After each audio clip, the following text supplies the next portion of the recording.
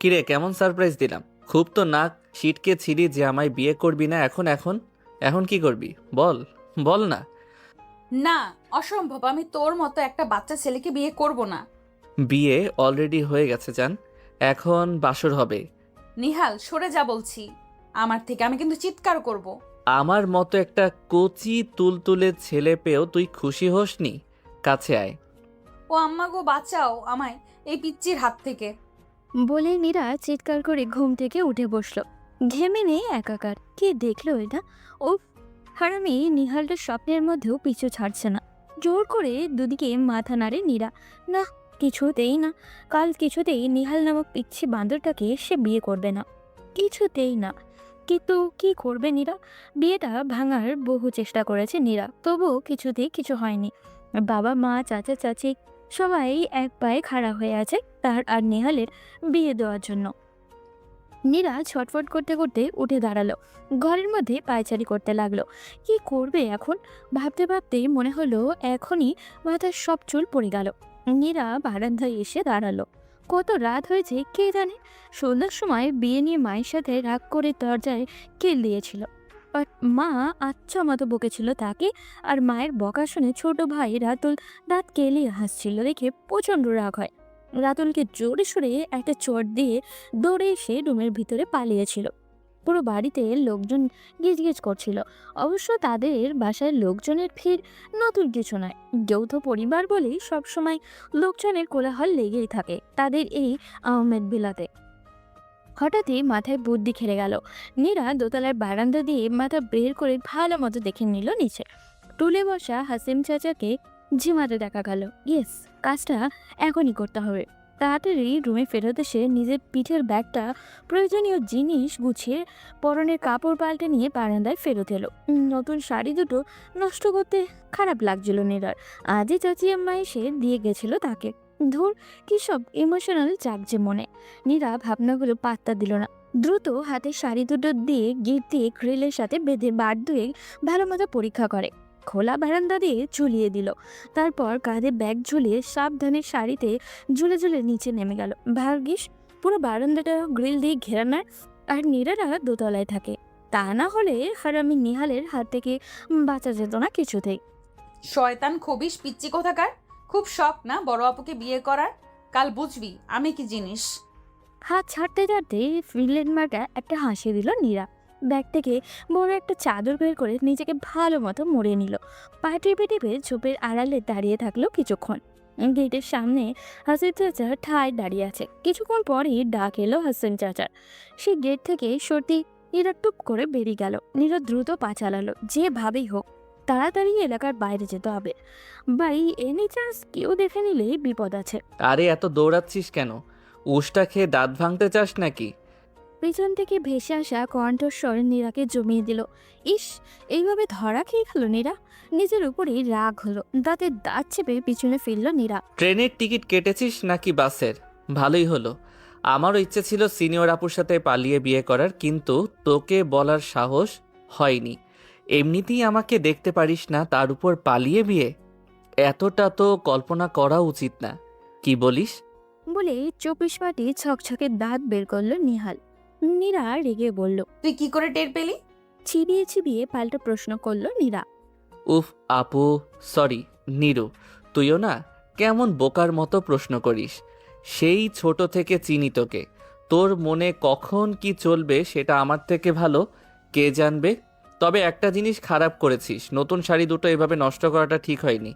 মা এত পছন্দ করে শাড়ি দুটো কিনেছিল তোর জন্য। আবারও সেই চিরচেনা খোঁচা দেওয়া হাসি দিল নিহাল। সবচেয়ে ভালো হতো তোকে দড়ি হিসেবে ইউজ করতে পারলে। কি বললি এটা? আমি তো ধন্য হয়ে গেলাম।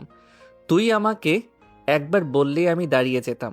ভাবতেই কেমন ফিল হচ্ছে, তুই আমার গা বেয়ে ঝুলে ঝুলে নামছিস। চুপ কর, যত সব আজগুবি ভাবনা তোর। নীরা চিৎকার করে বলল কথাটা। নিহাল হাসতে হাসতে বলল। নিজে বললে কিছু না, আমি বললেই দোষ। ন্যাকা। কথাটা বলে আর চোখে নীরাকে দেখে নিল নিহাল।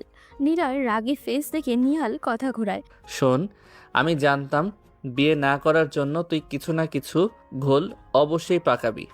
তাই বেশি কিছু না, শুধু তোর দিকে একটু কড়া নজরদারি করতে হয়েছে। হাশেম চাচাকেও তো আমি ডাকলাম।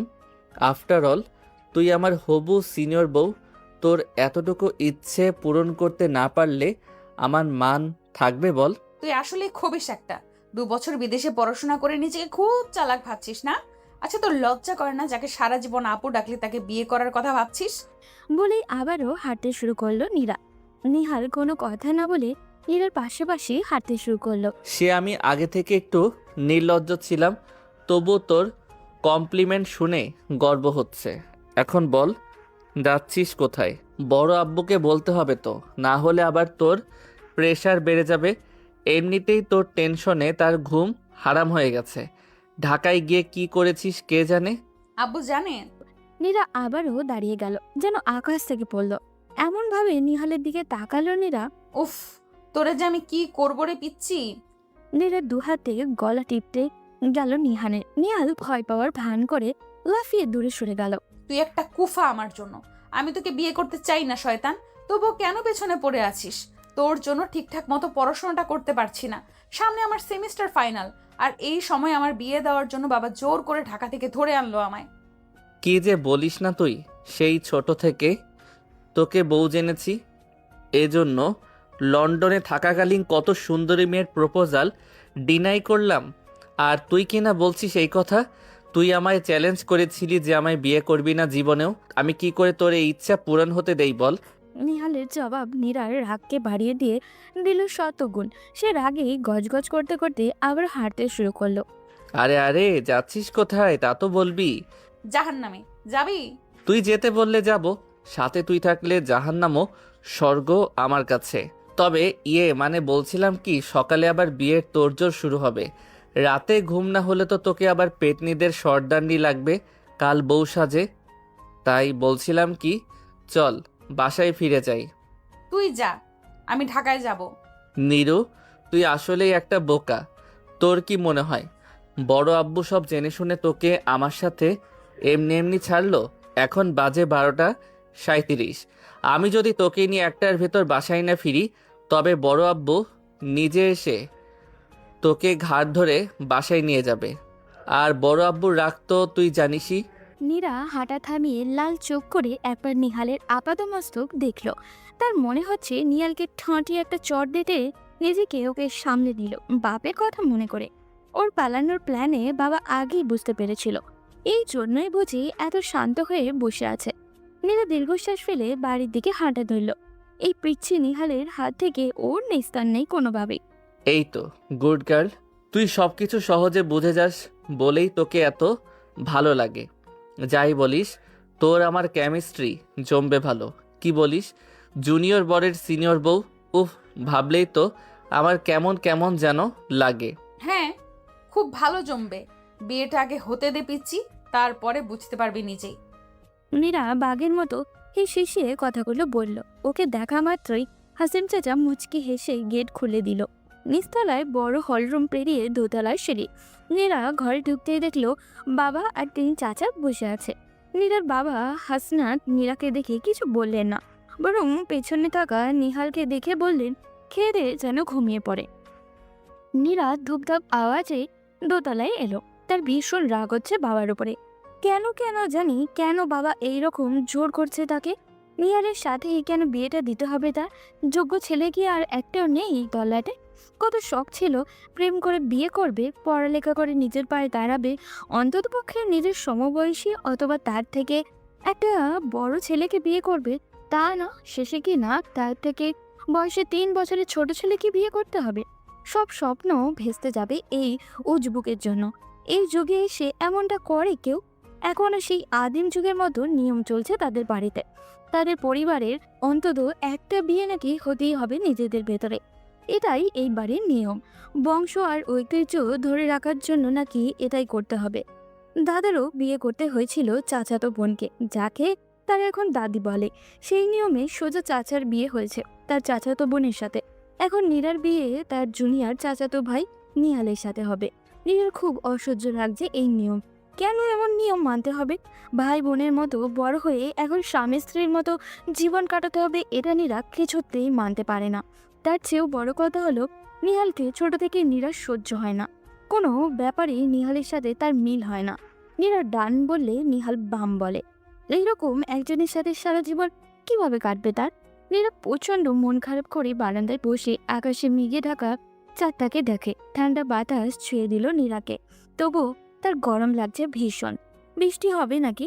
নীরা অধীর আগ্রহে বৃষ্টির জন্য অপেক্ষা করে।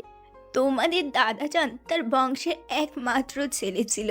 তার বাবারা 4 ভাই ছিলেন, কারোরই ছেলে ছিল না। মেয়ে ছিলাম আমরা মেলা জন। সহায় সম্পত্তি কম ছিল না। মেয়ে বেশি হওয়ার কারণে তোমাদের বড় দাদা ভীত ছিলেন সম্পত্তি কম হওয়ার, কারণ জামাইরা সবাই পরের ছেলে, কেউ ভালো কেউ মন্দ। যদিও দেখে শুনে ভালো ঘর বর খুঁজলেও জানোই তো, হাতের 5 আঙ্গুল কখনো সমান হয় না। কেউ কেউ যথেষ্ট অবস্থাপন্ন হওয়ার পরেও আমাদের পারিবারিক সম্পদের লোভ ছিল তাদের। পরদাদা কি চিন্তা করেছিলেন জানি না, বংশ রক্ষা নিয়ে তার নানান রকম অদ্ভুত ভাবনা ছিল। তিনি চেয়েছিলেন বংশে অন্তত 2-1 থাকুক যারা একেবারেই আপন রক্ত। তাই অনেক ভেবেই বোধ হয় তিনি বংশ ও সম্পদ রক্ষার জন্য তোমার দাদাজানের সাথে আমার বিয়ে দিলেন। তোমার দাদাজান আর আমি দুজনেই যথাক্রমে তার বড় ও মেজো ছেলের পুত্র কন্যা ছিলাম। আমাদের বাকি বোনদের পারিবারিক সম্পদ থেকে খুব সামান্য অংশ করে বুঝিয়ে দেওয়া হয়, আর কড়াকড়ি আইন করে দেন যেন এই সম্পদ নিয়ে কোনো টানা হেঁচড়া না করে।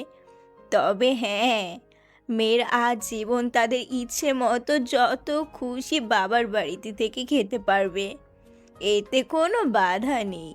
আমাদের কোনো কোনো বন্ধুলা ভাই এই আইনে রুষ্ট হলেও দাদার উপর দিয়ে কথা বলার সাহস কারোই ছিল না।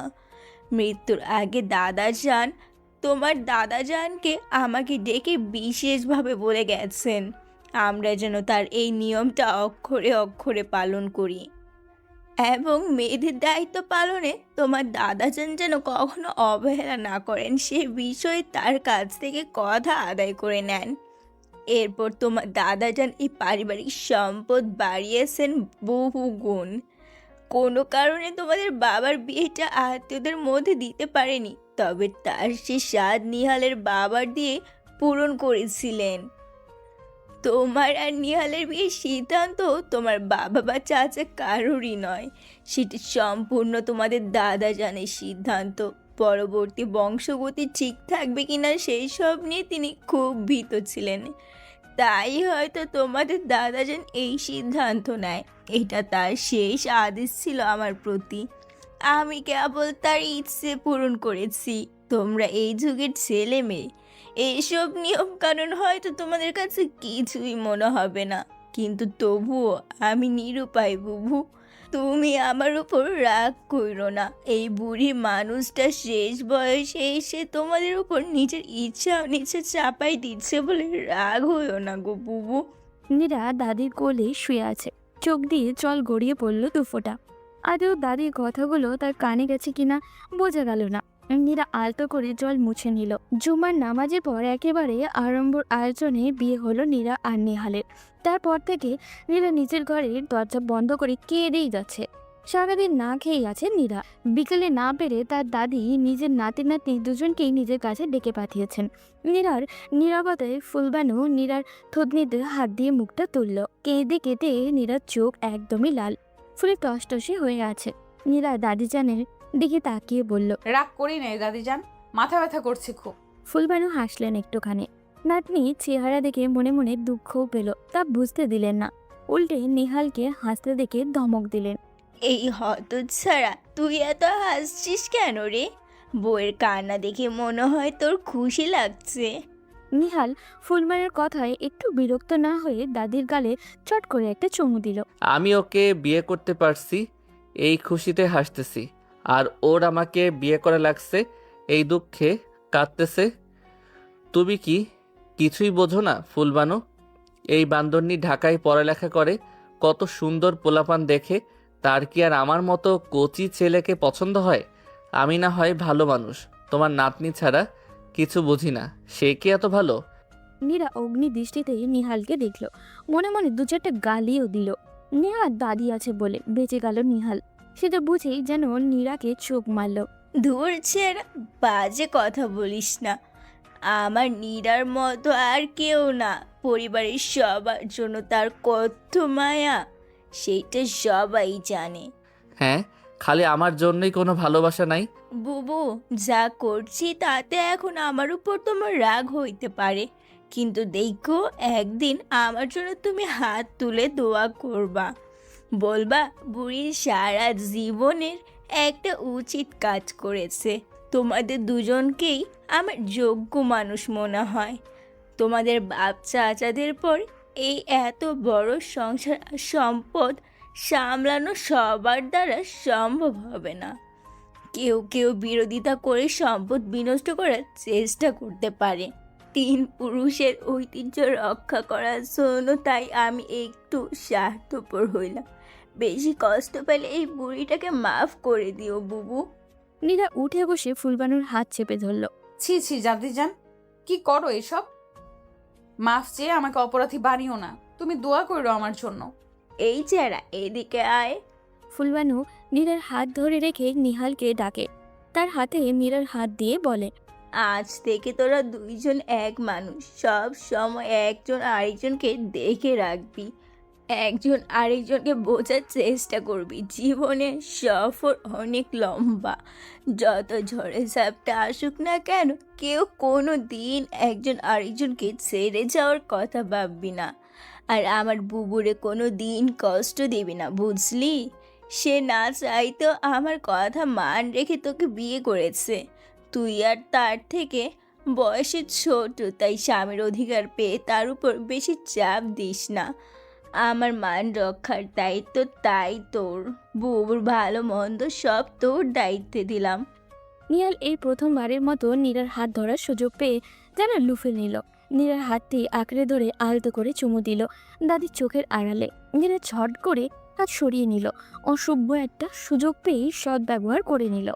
নীরার রাগ দেখে নিহাল তার স্বভাব মতো বিটকেল মার্কা একটা হাসি দিল। বুবু, এইবার যাও, তৈয়ার হও শ্বশুর বাড়ি যাওয়ার জন্য। শ্বশুরবাড়ি আবার কোথায় পেলে গো ফুলবানো? রানী সাহেবা কষ্ট করে দোতলা থেকে 4 তলায় যাবেন। দূরে বিয়ে হলে বুঝতো মজা, কাছে কাছে তাই কিছু টের পায় না তোমার আদরি। বুঝলে বুড়ি? ও টের না পাওয়ার জন্যই তোর সাথে বিয়া দিছে, বুঝছস? ওরে যদি বেশি জ্বালাস না, তবে তোর কান ঠিক এইভাবে টেনে ধরে নিব। ফুলবানু নিহালের কান টেনে ধরল। উফ, বুড়ি ছাড়ো বলছি, খুব ব্যথা পাচ্ছি। ফুলবানু কান ছাড়তেই নিহাল 2 হাত দূরে গিয়ে দাঁড়ালো। মনে রাখিস, যেমন দাদি তেমন তার নাতনি, একেবারে ডাকাত রানী। নীরার একটু মজা লাগলো না এইসব দেখে। ওর বরং চিন্তা হচ্ছে আজ রাতে নিহাল কি করবে। এই ছেলেকে একটু বিশ্বাস করা যায় না। তবে উল্টো পাল্টা কিছু করলে নীরা নিজেকে শেষ করে দিবে। ঠিক করেছে। 4 তলায় আসার সময় নীরা মুখ কাট করে রাখলো না, একটু হাসলো না কাঁদলো। হতাশ মুখে বাবা মা চাচা চাচি সালাম করলো। চাচাতো ফুপাতো ভাই বোনগুলো দুষ্টুমির মেজাজে থাকলেও নীরার মুখের ভাব দেখে কেউ আর কিছু বলার সাহস পেল না, মজা করতেও না। পরে ওরা মনে মনে গালি দিয়ে নীরার গোষ্ঠী উদ্ধার করলেও মুখে কিছু বলতে পারল না। পারিবারিক রীতি শেষ হতেই নিহালকে ভাই বোনরা ঘিরে ধরল। ভাইয়া, এ কেমন বিয়ে হলো তোমাদের? কোনো মজা নাই? চাচার ছেলে আয়াজ বলল কথা। ছোট চাচার 2 যমজ মেয়ে মৌমি আর সৌমি তাল মেলালো। হ্যাঁ ভাইয়া, নীরাপুর বিয়েতে কত মজা করব ভেবেছিলাম, অথচ কিছুই হলো না। বাকি সবাই হই হই করে উঠল। তারা পার্টি যায় আলাদা ভাবে, কোনো চাইনিজে। নিহাল হাত দেখায়। ঠিক আছে, ঢাকায় যাওয়ার আগে তোদের সবাইকে চাইনিজ খাবো, চলবে? আর তাছাড়া বিয়ের একটা অনুষ্ঠান তো হবেই পরে, এত অস্থির হচ্ছিস কেন তোরা? সে কবে হবে তার ঠিক আছে কোনো? আপুর যা মেজাজ, দেখে গেল কোনো অনুষ্ঠান করতে দেবে না বড় আব্বুকে। আচ্ছা ঠিক আছে, চাইনিজ খাবো বললাম তো। ভাইয়া, নীরা আপুকে এসব ব্যাপারে কিছুই জানাবে না কিন্তু। আপু কোনো ঠিক নেই, শেষমেশ দেখা যাবে আমাদের ওইখানেই বাতিল। কথাটা রাতুল ভয়ে ভয়ে বলল। কাল রাতে বোনের হাতে মারটা বেশ জোরেই পড়েছিল। মনে পড়লে গায়ে হাত ঘষল রাতুল। আচ্ছা যা বলবো নে, এখন তোরা শুতে যা, তো অনেক রাত হয়েছে। ভাই বোনদের বিদায় দিয়ে নিহাল নিজেদের রুমে এলো। এই প্রথম একটু বুক কাঁপছে তার। এই রুমে কেবলই নীরা আর সে থাকবে, না থাকবে কোনো আড়াল, না লুকোনোর জায়গা। মেয়ের যা মেজাজ, এতক্ষণে সবাই ছিল তাই সামলে নেওয়া গেছে। এখন ওকে দেখে কি কি বলবে কে জানে। দুরু দুরু বুকে ঘরে ঢুকে সাবধানে দরজায় লক করলো নিহাল। রুমে নীরা নেই। নিহাল বারান্দা দেখে এলো, সেখানেও নেই। দাঁড়িয়ে ভাবছিল কোথায় গেল, তখনই নীরা ওয়াশরুম থেকে বেরিয়ে এলো। নীরাকে দেখে পাক্কা 2 মিনিট থম মেরে থাকলো নিহাল। হালকা গোলাপি রঙের শাড়িতে সদ্য গোসল সেরে আসা নীরা যেন স্নিগ্ধ নদী। চুলগুলো তোয়ালে পেঁচানো, তখন মুখটা মলিন হয়ে ভেজা ভেজা চোখ দুটো মায়ার সাগর। ফর্সা গাল দুটো লাল হয়ে আছে, পাতলা ঠোঁটজোড়া শীতে কাঁপছে মৃদু। নিহাল আলমারি থেকে শাল বের করে নীরার গায়ে জড়িয়ে দিল। সবার রাগ নিজের উপর দেখানোর কি দরকার নীরা? এই শীতের রাতে কেউ গোসল করে? নীরা কোনো জবাব দিল না। আয়নার সামনে বসে তোয়ালে খুলে মাথা মুছতে লাগলো। নিহালের খুব ইচ্ছে করছে নিজের হাতেই নীরার চুলগুলো মুছে দিতে। যদিও নীরার ভিজা চেল দেখে তার শীত লাগছে কিছুটা। নিহাল বিছানায় আধশোয়া হয়ে নীরাকে দেখতে লাগলো। হঠাৎ আয়নায় চোখ পড়তেই নীরা ভ্রু কুঁচকে নিহালের দিকে তাকালো। কি দেখছিস পিচ্চি? তোকে? কেন আগে দেখিসনি? সে তো ন্যাংটো কাল থেকে দেখছি। ফিক করে হেসে দিল নিহাল। নীরার মেজার জন্য ঘি পড়ল। তোয়ালে হাতে নিয়েই দাঁড়িয়ে গেল। সব সময় এত বাজে কথা বলিস কেন? আমার চেয়ে 3 বছরের ছোট তুই। থেকে আমায় ন্যাংটোকালে দেখলি তুই? উল্টো তোকে কোলে নিয়ে ঘুরেছি আমি। তোর কোলে উঠে তবে তো দেখেছি। কচু দেখেছিস? তুই জানিস সেই মেজের মেয়েরা ছেলেদের চেয়ে মানসিকভাবে 2 থেকে 3 বছরের বড় হয়। সেখানে আমি যদি তোর 3 বছরের বড় হই, তাহলে হিসাব করলে তোর থেকে 6 বছরের বড় আমি। ও তাই নাকি? তাহলে তো তুই সবকিছু আমার চাইতে অনেক বেশি জানিস। তবে বল, আজ তুই আমায় সালাম করলি না কেন? মানে তোকে কেন সালাম করব? নীরা বিরক্তিকর কণ্ঠে বলল। করবি না কেন? তুই জানিস না বাসরাতে স্বামীকে সালাম করতে হয়? শখ কত! আমার বইয়ে গেছে তোর মতো পিচ্চিকে সালাম করতে। বই তো গেছে, আমি তোর স্বামী, তোর গুরুজন। সালাম তো তোকে করতেই হবে। নে এবার সালাম কর। নিহাল উঠে এসে নীরার সামনে দাঁড়ালো। পারবো না তোকে স্বামী বলে মানলে তো। বলেই নীরা পা বাড়ালো বারান্দার উদ্দেশ্যে। হাতে তোয়ালেটা মেলে দেবে ভাবলো, কিন্তু তার আগেই মাথা ঘুরে গেল মনে হলো। ভয় পেয়ে চোখ বন্ধ করলো নীরা। কোমরের শক্ত হাতের বন্ধন আর পেটের কাছে অন্য আরেকটা শরীরের অস্তিত্ব টের পেয়েই চোখ খুলল নীরা। দেখলো নিহাল তাকে 2 হাতের বেষ্টনীতে জড়িয়ে ধরে আছে। গভীর চোখে এক নজরে তাকে দেখছে। নীরার প্রচণ্ড রাগ হলো। সেই সাথে মনে পড়ে গেল দাদির রুমে নিহালের কাণ্ড। এবার রাগ চাইতেও অস্বস্তি আর ভয় ঘিরে ধরল নীরাকে। নিহাল এখন কি করবে? নীরা কম্পিত কণ্ঠে বলল। কি করছিস? ছাড়, ছাড় আমাকে। কেন ছাড়বো? তুই আমাকে বর না মানলেও আমি তো তোকে বউ হিসেবে মানি। তুই তো আমার চাইতে বড়। তাহলে বলতো আজকের রাতে স্বামী স্ত্রী কি করে? নিহাল কণ্ঠে মাদকতা যেন নেশা করছে এমন। নীরাকে আর একটু কাছে টেনে এক হাতে ওর ঠোঁটে আঙুল ছুঁয়ে দিল। নীরা ভয়ে নাকি আবেগে কেঁপে উঠল, ঠিক বোঝা গেল না। সে তার মুখটা যতদূর সম্ভব দূরে রেখে 2 হাতে নিহালকে পেছনে ঠেলার চেষ্টা করলো। দেখ নিহাল, ভালো হবে না বলে দিলাম। ছেড়ে দে, নইলে কিন্তু। কি করবি? নীরার মুখের কথা কেড়ে নেয় নিহাল। বড় আব্বুকে বলবি নাকি দাদিকে? ফিসফিস করলো নিহাল, সাথে মুখের বাঁকা হাসি। ওর মুখ নীরার মুখের একদম কাছে। নীরার মুখে ওর শ্বাস পড়ছে। কি হতে যাচ্ছে বুঝেই নীরা অসহায় বোধ করে। ব্যর্থতার গ্লানিতে চোখ দুটো জলে ভরে ওঠে। জল গড়িয়ে পড়ার আগেই নিহাল আচমকাই ওকে ছেড়ে দিল। কি ভেবেছিস জোর করে তোর সাথে ইয়ে করব? কোনোদিনও না। এই নিহাল এখনো এতটাও লোফার হয়ে যায়নি। চাইলে অনেক মেয়েকে বেডে নিতে পারতাম, আর তুই তো আমার বিয়ে করা বউ। তোর সাথে সেদিনই কিছু হবে যেদিন তুই চাইবি, বুঝলি? কথাগুলো বলেই ঘর থেকে বেরিয়ে গেল নিহাল। বড্ড অপমানিত লাগছে। নীরা ছোট থেকেই তাকে চেনে, তবুও ওকে চিনল না, বিশ্বাসও করল না। ওকে নিয়ে নীরার চোখে ভয়। নিজেকে কেমন হীন মনে হয় নিহালের। ছাদে এসে খোলা আকাশের দিকে তাকিয়ে থাকলো অনেকটা সময়। তাতে যদি মনটা একটু শান্ত হয়। আর এদিকে নিহাল বেরিয়ে যাওয়া মাত্রই নীরা কান্নায় ভেঙে পড়ল। এই প্রথম তার নিজের কেবলই একটা মেয়ে মনে হলো, মানুষ না। তোর এক্সাম কবে থেকে শুরু হবে? নীরা দোতলায় এসেছিল নিজের কিছু প্রয়োজনীয় বই খাতা গুছিয়ে নিতে। পেছন থেকে বাবার গলা শুনে থমকে গেল। রাগে ক্ষোভে বাবা মায়ের সাথে কথা বলে না নীরা, তবুও বাবার কথায় একটু অবাক হলো। পরীক্ষা আছে জেনেও জোরে ধরে নিয়ে আসা বাবা যখন নিজেই পরীক্ষার কথা জিজ্ঞাসা করে তখন অবাক হতে হয় বই কি। জেনে কি করবে? আগামীকাল ঢাকা যাচ্ছি আমরা। তোমরা তৈরি থেকো, সকাল 10টা নাগাদ রওনা দেব। আমরা মানে? আমরা বলতে আমি, তোমার মা, তোমার চাচিমা আর নিহাল। বিয়ে হয়ে গেছে তোমার, এখন কি তোমায় একা ছাড়বো? তোমাদের সংসার গুছিয়ে দিয়ে আমরা ফিরে আসব। হাসনাত সাহেব এক নাগারে কথাগুলো বলে চলে গেলেন। বাবা সরতেই মাকে দাঁড়িয়ে থাকতে দেখল নীরা। মায়ের মুখে হাসি হাসি। তুই খুশি হয়েছিস নীরা? বাবা কিন্তু এতটাও খারাপ নয় যতটা তুই ভাবছিলি। তোর লেখাপড়া নিয়ে তার যথেষ্ট চিন্তা আছে। এ তো জুতা মেরে গরুদান করা হলো মা। তোমাদের ইচ্ছে মতো সব করতে হচ্ছে। আমি তো একটা পাপেট, যেভাবে নাচাচ্ছ সেইভাবেই নাচছি। নীরা, যত যাই করি তোমাকে কখনো খুশি করতে পারলাম না। দয়া করে তোমার চাচিমার সাথে কখনো এভাবে কথা বলো না, তাহলে আমাদের যতটুকু সম্মান আছে সেটুকুও থাকবে না। একজন তো আমাদের কথাই ভাবেনি, তুমি অন্তত ভেবো। আর না পারলে আমাদের বলো, গলায় ফাঁস নেব না হয় দুজন। বাবা মা হয়েছি, তোমাদেরকে তো মরতে বলতে পারি না। নীরার মা চোখ মুছতে মুছতে চলে গেল। নীরা বোকার মতো দরজা ধরে দাঁড়িয়ে রইল। সব কথা কেন যে এক জায়গায় এসে আটকে যায় বুঝতে পারে না নীরা। কষ্টগুলো সব নতুন করে ডানা মেলল যেন। সংসার এমন একটা জায়গা যেখানে একজনের কর্মের ফল আরেকজনকে ভোগ করতে হয়। চারতলায় এসে দেখে এলাহি কাণ্ড। চাচি আমি হুলুস তুলুস রান্নাবান্না করছে। নীরাকে দেখে হৈ হৈ করে উঠল। এই নীরা, দেখ তো আর কি রান্না করা যায়। শুকনো কিছু বল, যা অনেক দিন ভালো থাকবে। ডাইনিং টেবিলে তখন কয়েক পদের খাবারের বাটি সাজানো। পোয়া পিঠে, হাতে বানানো বিস্কিট, নারকেলের নাড়ু, তিলের নাড়ু, কুড়মুড়ে মিষ্টি নারকেল, 2-3 পদের মাংস। এত কিছু কেন চাচি? এত কে খাবে? এত কোথায় দেখলি? তবুও তো ভাবি মানা করলো। আমি তো আরো অনেক কিছুই করতে চাইছিলাম। এগুলো সব নেহালের পছন্দের জিনিস। তুই তো মিষ্টি পছন্দ করিস না। ঝাল কিছু করবো তোর জন্য।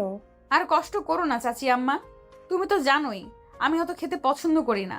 এখন থেকে কিন্তু নিয়ম মেনে খাবার দাবার করবি। কেমন শুকিয়ে গেছিস দেখেছিস? আর তুই না খেলে তো আমার ছেলেটাও খাবে না। এবার কষ্ট করে একটু রান্না শিখে ফেলিস। নিহাল আবার বাইরের খাবার সহ্য হয় না। এত ভেবো না চাচি আম্মা, ইউটিউব আছে না, ইউটিউব দেখে রান্না করে খাওয়াবো তোমার ছেলেকে। আচ্ছা শোন, নিহালের কাপড় চোপড়গুলো একটু দেখে নিস তো, সব ইস্ত্রি করা আছে কিনা। আগামী পরশু ওর জয়েনিং। ঢাকায় গিয়ে সময় পাওয়া যাবে না, তাই এখন সব গুছিয়ে নে। কিসের জয়েনিং? চাকরি পেয়েছে নাকি? হ্যাঁ, তোকে বলেনি? মনে হয় সারপ্রাইজ দিতে চেয়েছে। যাক বাবা, আমি তাহলে আর কিছু না বলি, ওই জানাবে তোকে। ঠিক আছে, আমি দেখছি। আরও কিছু বলতে গিয়েও নিজেকে সামলে নিল নীরা। নিহালের চাকরি হয়েছে ঢাকায়, অথচ ওকে কিছু বলেনি। না বলুক, আমার কি তাতে? নিজেকে সান্ত্বনা দিল নীরা। বলতে এলেও শুনবে না, আর এত আগ্রহ নেই ওর। যেখানে খুশি চাকরি করুক নিহাল, তাতে নীরার কি যায় আসে? খুব ভাব হয়েছে শয়তানটার। সবাই যাক আগে, তারপর তোকে বোঝাবে। নীরা মনে মনে ফোন দিয়াতে নিহালকে সায়স্তা করে। যদিও সেই দিনের পর থেকে নিহাল সবার সামনে স্বাভাবিক থাকলেও ঘরের ভেতর ওর সাথে কথা বলে না তেমন একটা। নীরাও ওকে ঘাটায় না। এমনিতে নিহালের গায়ে পড়ার স্বভাব ভালো লাগে না, কিন্তু তবুও চাকরির কথাটা জেনে মনটা কেমন জানি খচখচ করছে। এত বড় খবর ওকে কেন দিল না নিহাল? ভাবি, ফ্ল্যাটটা ভারী সুন্দর হয়েছে, কি বলো? তার বলতে, চারপাশটা খোলামেলাও আছে, ঢাকার অন্যান্য জায়গার মতো গুমোট না।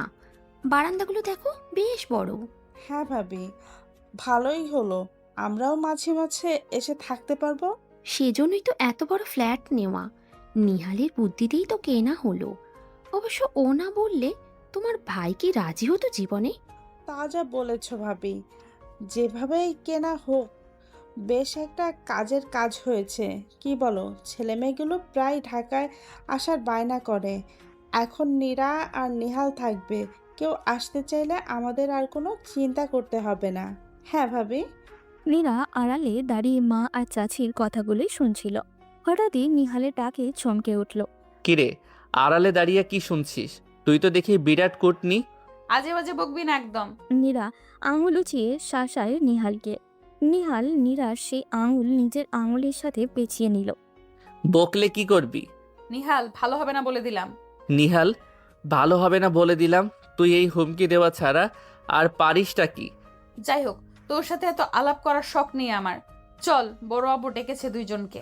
নীরা আর কথা না বাড়িয়ে নিহালের পিছু পিছু হাঁটা দিল। বসো তোমরা, কাল ব্যস্ত থাকবো আর পরশু ভোরে উঠেই চলে যাব, তাই ভাবলাম আজকে এই কথাগুলো বলে নেই। জি বড় আব্বু, বলুন।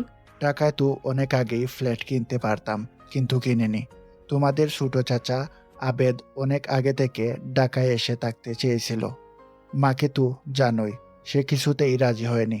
যেন তেন ভাবে আমাদের 4 ভাইকে মা একসাথে এক জায়গায় রাখতে পেরেছে, কিন্তু তোমাদের বেলায় কি হবে কে জানে। তোমরা দুজনে যথেষ্ট বুঝদার আছো, তাই আশা করি এত কিছু বুঝিয়ে বলতে হবে না। মা বলল বলেই এই ফ্ল্যাট কেনা। আমাদের বাড়ি থেকে যেই আসুক এখানেই এসে থাকবে।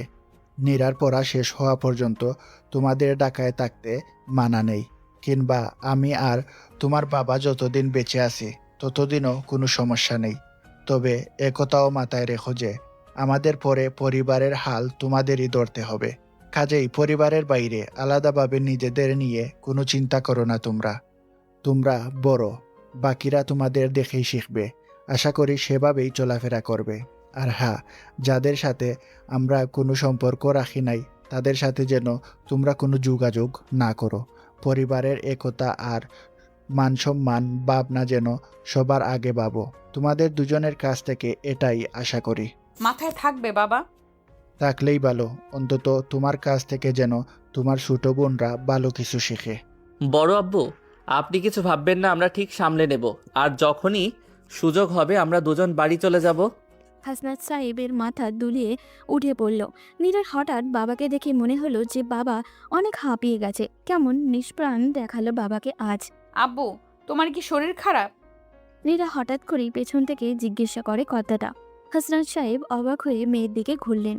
কদিন মেয়ের অভিমান মাখা মুখ দেখে ব্যথিত ছিলেন, আজ মেয়ের কনসার্স দেখে মনটা খুশি হলো। যাক, মেয়ে তবে তাকে নিয়ে ভাবে। না তো, ঠিকই আছে। জার্নি করে এসেছি, এজন্যই হয়তো ক্লান্ত লাগছে। ঠিক হয়ে যাবে। নীরার মনটা তবু খচখচ করছে। ওকে নিয়ে আবার বাবার মন খারাপ নয় তো? বিয়ে নিয়ে কি বেশি রিয়াক্ট করে ফেলেছিল নীরা? নিহালের জায়গায় অন্য কেউ হলে হয়তো এতটা ভাবতো না, কিন্তু নিহালটাকে তো ওর সহ্যই হয় না কিছুতেই। দীর্ঘ খরার পরে বৃষ্টিটা বরাবরই আশীর্বাদ মনে হয়, অথচ সেদিনে ঝড় বৃষ্টি তাদের জীবনে ঝড় বয়ে এনেছিল। কিভাবে ভুলে যাবে সেই দিন? সেদিনের পর থেকে সে মনে প্রাণে নিহালকে ঘৃণা করে। নেহালের কারণেই তো ওর বাবা মায়ের মনে বিশাল ক্ষত তৈরি হয়েছে। এই জীবনে কিছুতেই মাফ করবে না ওকে। স্বামী হিসেবে মেনে নেওয়ার তো প্রশ্নই ওঠে না।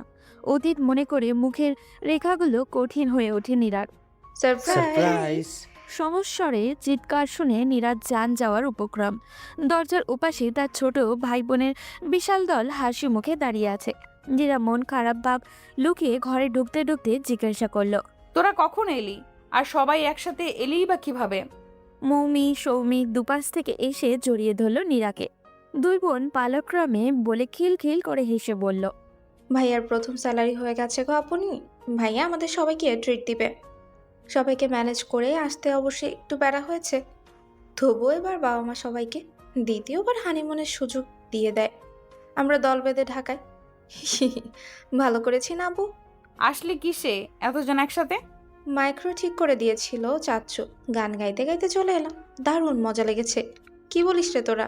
বাকিরা সবাই হই হই করে গলা মেলায়। ড্রয়িং রুমের সোফা আর ফ্লোরে সবাই ছড়িয়ে ছিটিয়ে বসে আছে। নিহালকে খুঁজল নীরা, কোথায় সে? তখন রাতুর বলল, আমরা তো তোমাকে না বলেই চাইনিজ খেতে চেয়েছিলাম, সেটা তো বিগত রাতেও খাওয়ালেও হতো, কিন্তু ভাইয়া তো একটু বেশিই ভালো, তাই একেবারেই ঢাকায়। আপনি তুমি আবার রাগ করনি তো তোমাকে না বলে এলাম বলে? নীরা তখন মনে মনে বলল, খুব আমার রিফ্রেশমেন্টের চিন্তা করে, এই জন্যই নিজের কোনো কথা আমার সাথে শেয়ার করে না। ঢং করে, আবার সবাইকে ডেকে খাওয়ানো হবে। নাও তোমার জন্য শরবত। মিতুল নীরার দিকে গ্লাস এগিয়ে দিল। তুই কোথায় ছিলি এতক্ষণ? আমি তো ভেবেছি তুই মনে হয় আসিসনি। আমি আর আয়াজ রান্নাঘরে ছিলাম, সবার জন্য শরবত করলাম। এটা খাও, দেখবে ক্লান্তি কাটবে, এনার্জি পাবে। বাবা, খুব সংসারী হয়ে গেছিস দেখছি। শরবতটা চমৎকার হয়েছে। নীরা লেবুর শরবতটা খেয়ে নিল এক চুমুকে। তো তোদের ভাইয়া কোথায়? আমাদেরকে ফ্ল্যাটে পৌঁছে দিয়ে ভাইয়া আবার অফিসে গেছে, তবে চলে আসবে তাড়াতাড়ি। 8টার ভেতর আমাদের সবাইকে তৈরি থাকতে বলেছে। ভাইয়া এসে নিয়ে যাবে আমাদের। তাহলে তোরা সব এইভাবে বসে আছিস কেন? গোসল টোসল কর, ফ্রেশ হ, দুপুরের খাবার খেতে হবে তো। এখন আর কি খাবো? বেলা তো 4টে বেজেই গেছে, তাহলে আর রাতে খেতে পারবো না। আমি বাপু কিছু খাবো না। রাতুল পেটে হাত বুলিয়ে বলে, আমি খাবো, আমার খিদে লেগেছে।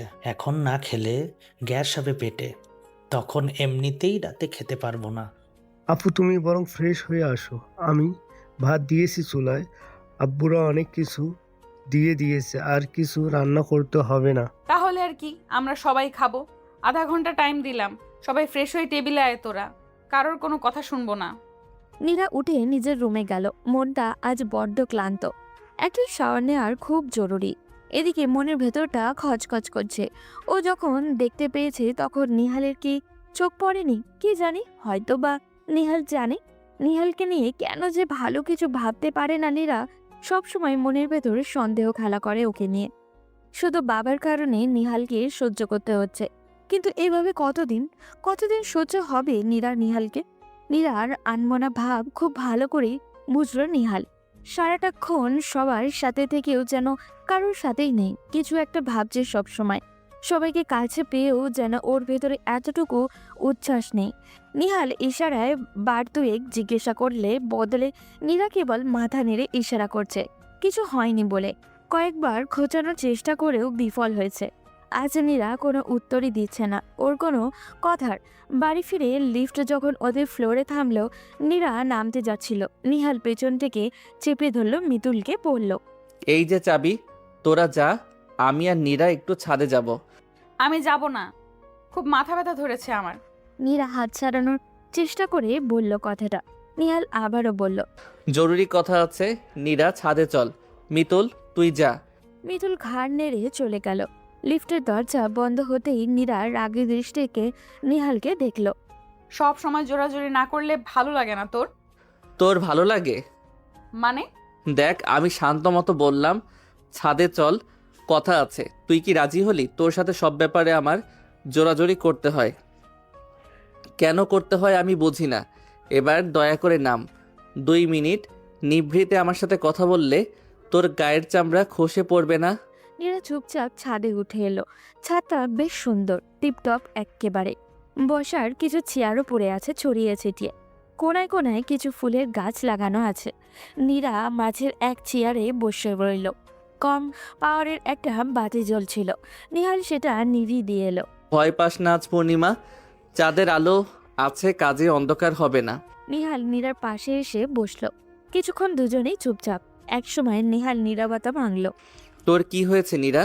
আজ তোকে খুব অন্যমনস্ক দেখছি। ওরা সবাই এলো, তুই খুশি হোসনি? কিছু হয়নি, এমনিতে পরীক্ষা দিয়ে একটু ক্লান্ত। প্লিজ মিথ্যা কথা বলিস না তো। আমার কাছ থেকে কেন যে লুকানোর চেষ্টা করিস বুঝে পাই না।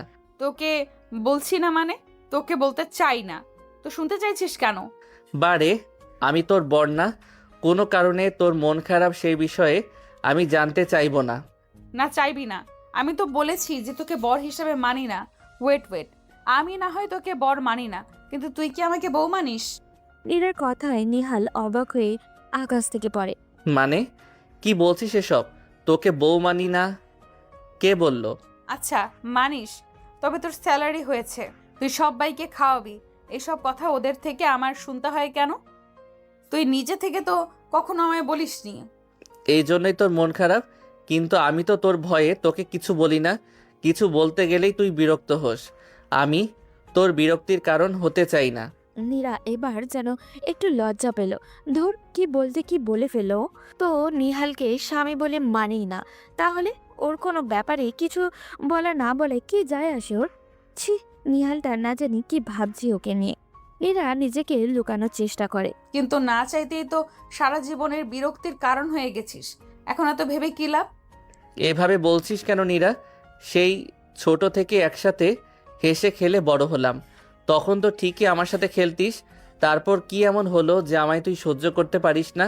আমি যে ছোট থেকে তোকেই বউ ভেবে এসেছি, অন্য কোনো মেয়ের দিকে তাকাইনি পর্যন্ত। দুঃখী গলায় নিহাল বলে। ওর কণ্ঠের কম্পন টের পায় মীরা। নিহালকে দেখল। হালকা চাঁদের আলোয় নিহালকে খুব আকর্ষণীয় লাগছিল। উজ্জ্বল ভাসা ভাসা চোখে নিহালের হালকা খাড়া চুলগুলো হাওয়ায় তুলছিল। 2 মিনিটের জন্য নীরা ভুলে গেল নিহালকেও ও একটু পছন্দ করে না। বিহায়ের মতো তাকিয়ে থাকলো সে নিহালের দিকে। বিদেশ থেকে আসার পর এই প্রথম নীরা ভালোভাবে নিহালকে দেখল। তার মনে হলো নিহাল এই 2 বছরে আরো স্মার্ট আর ড্যাশিং হয়েছে। নিহাল কথা বলতে বলতে বার দুয়েক নীরার দিকে তাকালো। নীরাকে এভাবে ওর দিকে তাকিয়ে থাকতে দেখে একটু অবাক হলো। শুনছিস আমি কি বললাম? শুনবো না কেন? শোন নিহাল, তোর যদি কারোর দিকে তাকাতে ইচ্ছে হয় তাকাবি, দরকার হলে প্রেম করবি, কিন্তু আমার আশা ছেড়ে দে। আর আমার সাথে এত ভালো ভাব ধরারও কোনো দরকার নেই। আমি জানি তুই কি, তোর মনটা কেমন। কাজে যত চেষ্টাই করিস না কেন, আমার চোখে তুই কোনোদিন মহাপুরুষ হতে পারবি না, ওকে? বলে নীরা উঠে দাঁড়ালো। নিহালের দিকে দৃষ্টি নিক্ষেপ করে বলল। আমার মাথা ধরেছে, আমি বাসায় গেলাম। নিহাল নীরার হাত ধরে দাঁড়িয়ে চোখে চোখ রেখে বলল। কিন্তু আমার মন কেমন এটা তো বলে যা। কি করেছি আমি? এত কেন রাগ আমার উপর তোর? আমি কেন বলবো? তুই নিজেই ভাব, পেয়ে যাবি। নীরা ঝট করে নিজের হাত ছাড়িয়ে নিয়ে দৌড়ে নিচে নামতে থাকে। চোখ দুটো জলে টইটম্বুর। পিছনে নির্বাক দাঁড়িয়ে আছে নিহাল। ওর কোনো দোষ নীরা এমন করেছে এটাই তো বুঝতে পারছে না। ফোনটা এলো গভীর রাতে। একা একাই ঘুমাতে চায় নীরা, কিন্তু এত বড় বাড়িতে শুধু দুজন থাকলে কেমন গা ছমছম অনুভূতি হয়। আর তাছাড়া বাড়িতে তো জীবনেও একা শোয়ার অভ্যাস ছিল না। হোস্টেলেও একই রুমে 3 জন থাকতো।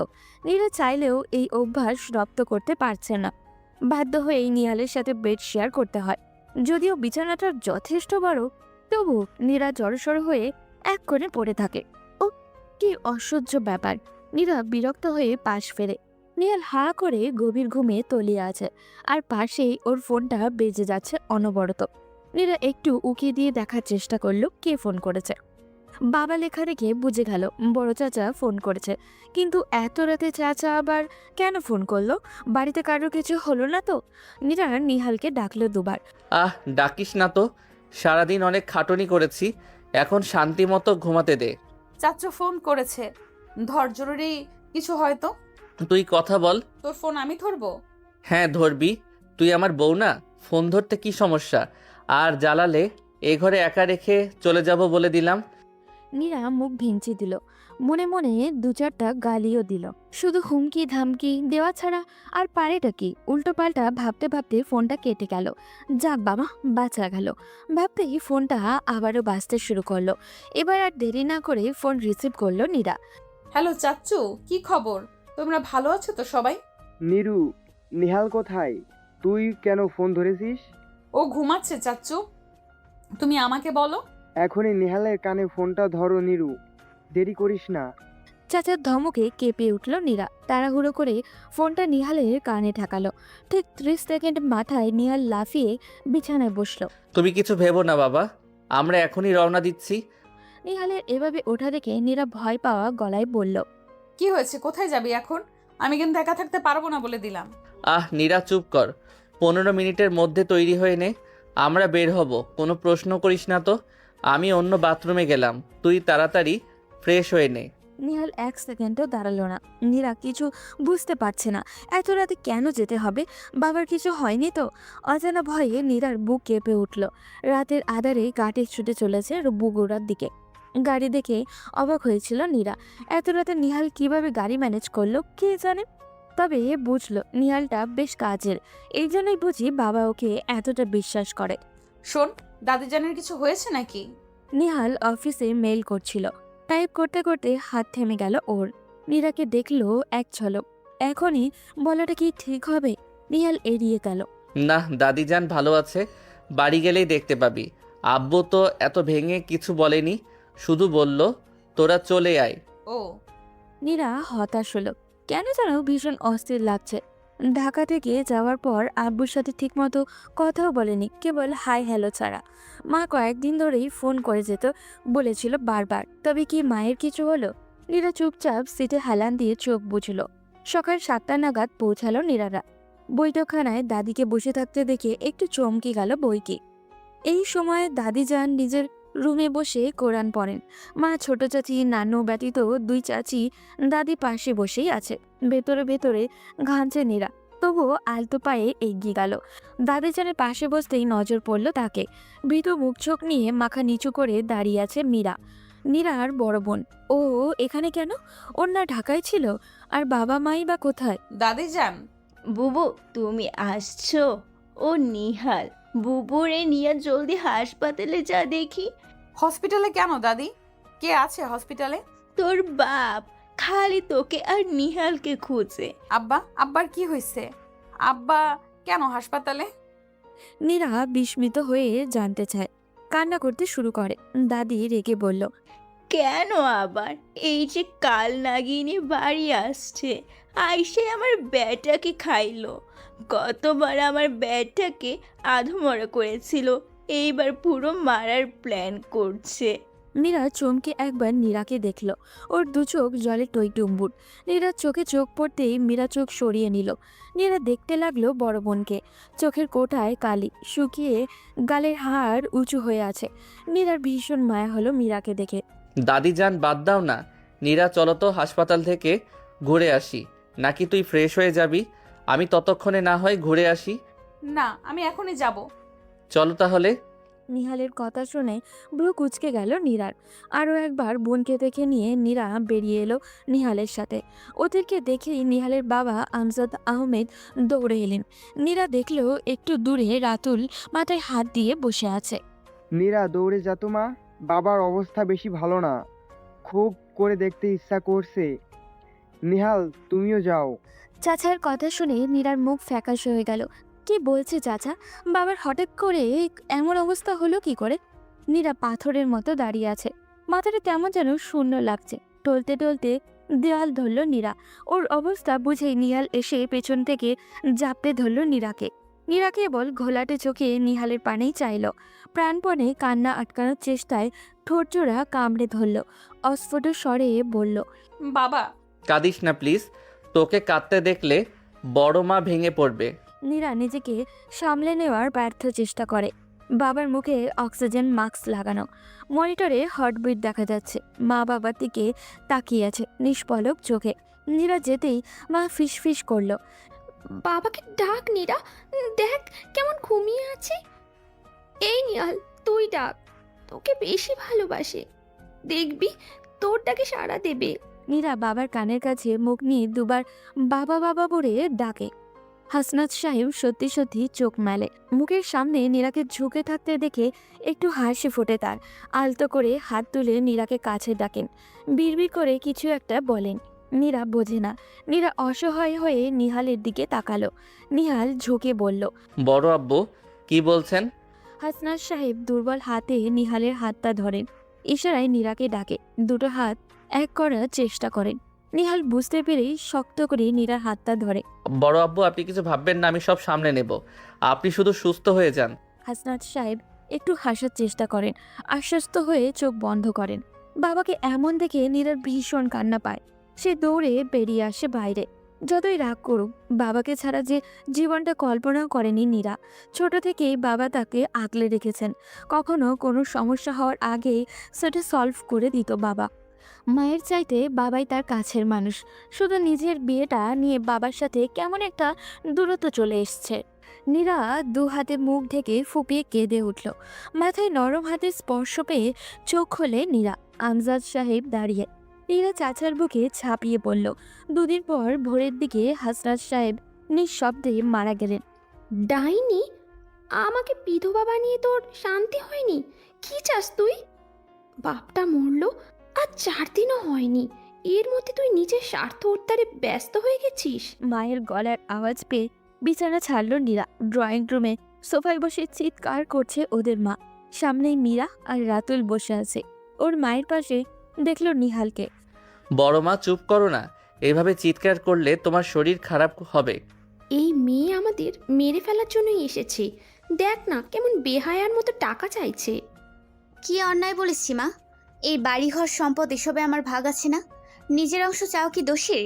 নীরা তুই বল, তোকে বাবা ঢাকায় ফ্ল্যাট কিনে দিয়েছে না? তবে আমি চাইলে দোষ হবে কেন? আমাকে কি তারা জন্ম দেয়নি? মীরার কথা শুনে নীরা বাকরুদ্ধ হয়ে গেল। এসব কি বলছে মীরা? তাহলে কি এই কারণেই বাড়িতে ফেরত এসেছে মীরা? মীরা আপা, তুমি কিভাবে জানলে বড় আব্বু ঢাকায় বাড়ি কিনে দিয়েছে নীরাকে? অবাক হয়ে প্রশ্ন করে নিহাল। মীরার সাথে তো কারোরই যোগাযোগ নেই, তবে এই খবর মীরার কানে গেল কি করে? কে আবার বলবে? নীরার সাথে দেখা হয়েছিল ঢাকায়, তখন ওই তো বলল। নিহাল আর নীরার মা দুজনই বিস্মিত হয়ে নীরার দিকে তাকালো। নীরা তখন ভয়ে কাঁপছে। মীরার সাথে দেখা হওয়ার কথাও এতদিন কাউকে বলেনি। মা উঠে নীরার সামনে দাঁড়ালো। তোদের দু বোনকে জন্ম দিয়ে কি পাপ করেছিলাম বলতো? একজন তোর বাপকে আত্মরা করে রেখে গিয়েছিল, আর এবার তুই তোর বাপকে পুরো মেরে ফেললি।